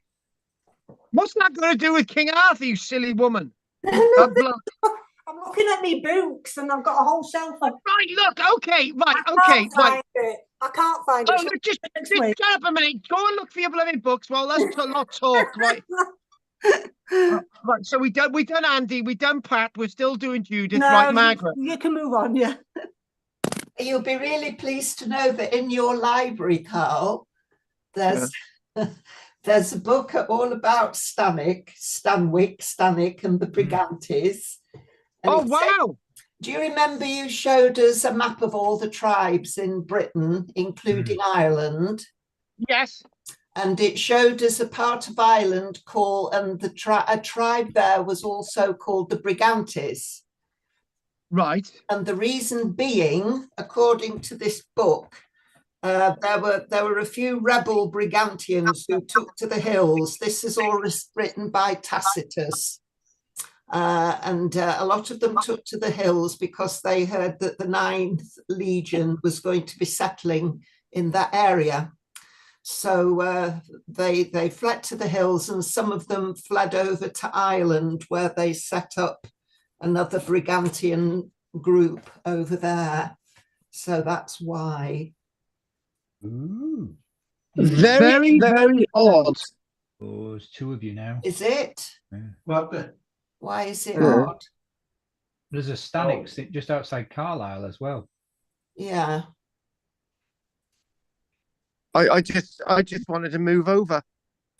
I just wanted to move over because I knew my due dare effort was going to end soon. Right. So okay, so we've got. Hang on a minute. That one there. We've got a book on Stanwick. Lush. That sounds great. And they Right, found a wooden bowl as well in Stanwick, a wooden bowl. Hardly any pottery. They were not into pottery, it would seem. How many statues of Lloyd George? Oh, at least 2. But it's showing part of the Stanwick hoard of metalwork. And it shows that horses thingy. Yeah. Very good. Oh, you're in for a treat when you get your hands on this lot. I'm a bit worried with Claire putting up shelves in her place and then Michelle arguing with her to get the bloody books off her. Now that's what I'm worried about. Well, they haven't gone yet. They're still here. Yeah. Can you imagine a fight in the street? We don't do that in our side. Yeah, well, Not much good. Well, no. can you imagine that? I go into Claire's house to retrieve these books, and 4 days later, Michelle's still at the door trying to get me out. I knew there was something going on between you and Claire. I never believed your big original seller. story. You men are all the same. Rotten. Rotten. Well, Ooh. Claire did give me the double bed when I stayed there. That was good. The what? Oh, That's true. Anyway, Andy can vouch for me on that one. Yeah, you did stay there, I remember. Right, Leslie, no more Andy. That's it. Too much information. Right, Roger, anything from you? no, that's it. Thanks. Very interesting. Okay, good. Interesting. I'm just going to look on the internet now and see if there's anything else anyone wants to say. Well, Dodgy Git has been talking throughout the whole thing, right? And he's talking about the wonderful Arthur C. Clarke, and he's talking about different technology, and he gave us the date for his death, the 19th of March in 2008, before anybody else. Jolly good. Right, so what we're going to do now, I'm going to go back to you guys, and right, are there any final questions from anyone? No, thanks. That's it. No. Settle down now. I've had me cup of tea. I might have another one. Oh. Can I just quickly, this book is from 1984. Oh, yeah, you were looking for the book. Come on. Yeah, it was from it was the book of the TV series, really, and he doesn't seem to think that the experiments answered the question for some reason. I don't know. Yeah, but what were the experiments? Well, they tried Experiments on to making pancakes or Yeah, go on. They tried to replicate it in the 1930s, and they did, but it took them replicate the fires that they'd have had to build around these walls to make them melt the way they did. Oh, right. Yeah. And they needed to use an awful lot of wood, and it took about 3 days to get hot enough. Right. So they don't know whether they did it on purpose or it was an accident, or whether somebody had come along and decided they were going to destroy it and it's somebody else's work. They didn't really. Yeah, but hang on. If we right, okay. There's 2 points to this. The first point is, right. If it's deliberate, then there's only 60 of these. There might be 100 that have been deliberately set alight, and they're not really doing many in England, right? There might be 1 or 2 in England, but there's not many in England, right? So that's one weird. That's one sort of weird counter argument or whatever. The other point as well is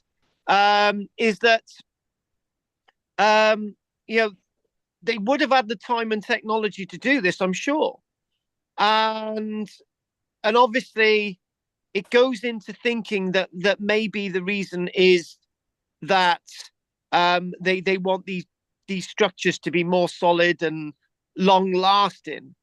But it's a bit strange that they all seem to be sort of in Scotland rather than, you know, spread in all these different parts of the country. And then again, thinking about that, this is another point as well. Why wasn't this technology used in other periods? Well, he ends it on by saying, suggesting that the fort builders of ancient Scotland may have known something about building which we today do not. The end. Fair enough.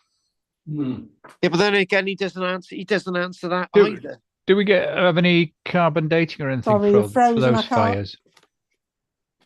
Ah, right, yeah, the carbon. Hang on a minute, there'd be carbon dating. Oh, Andy, that's my other point. There would be carbon dating, and if these things are right, okay, let's just think about this. If people were going out deliberately burning these things, right?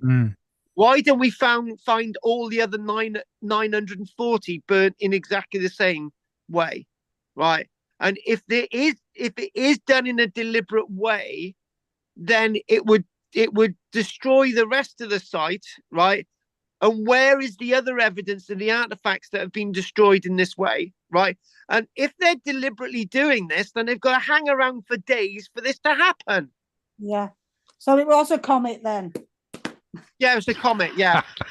But hang on a minute. It's a comet that only destroyed a certain number of them. Yes.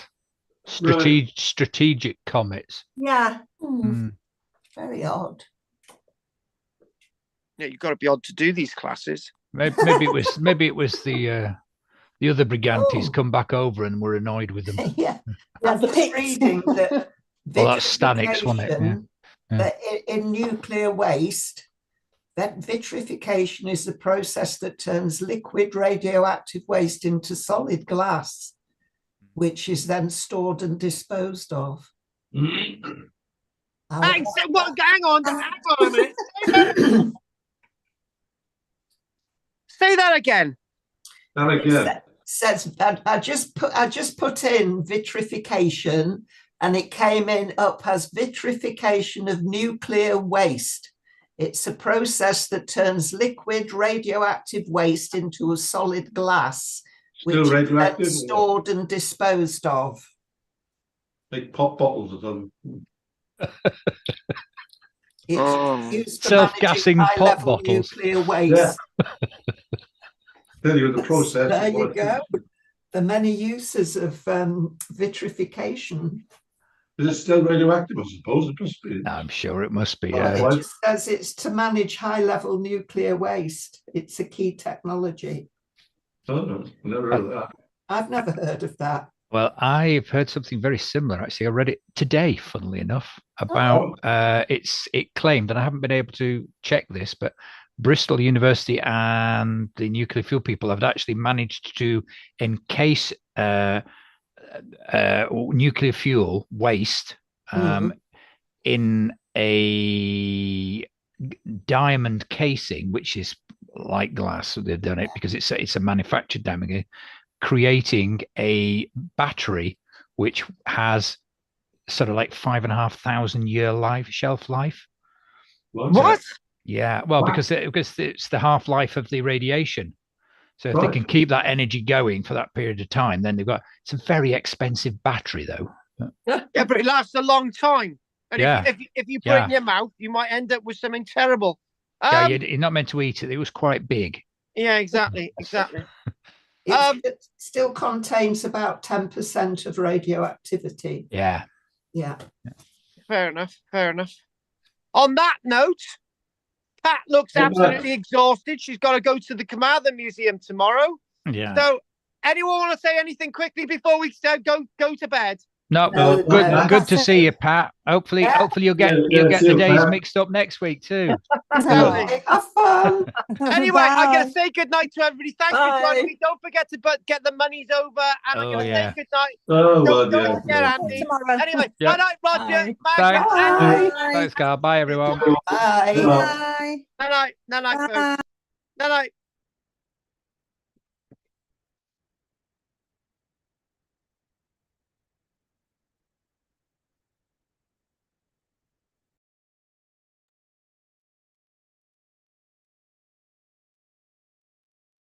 Meow. Anyway, thanks for joining us, Dodgy Git. And thanks, Dodgy Git. We'll be back on tomorrow night. And wonderful. We'll be back on tomorrow night on Wednesday at 7 o'clock. And thanks for your contribution. Read up, pal.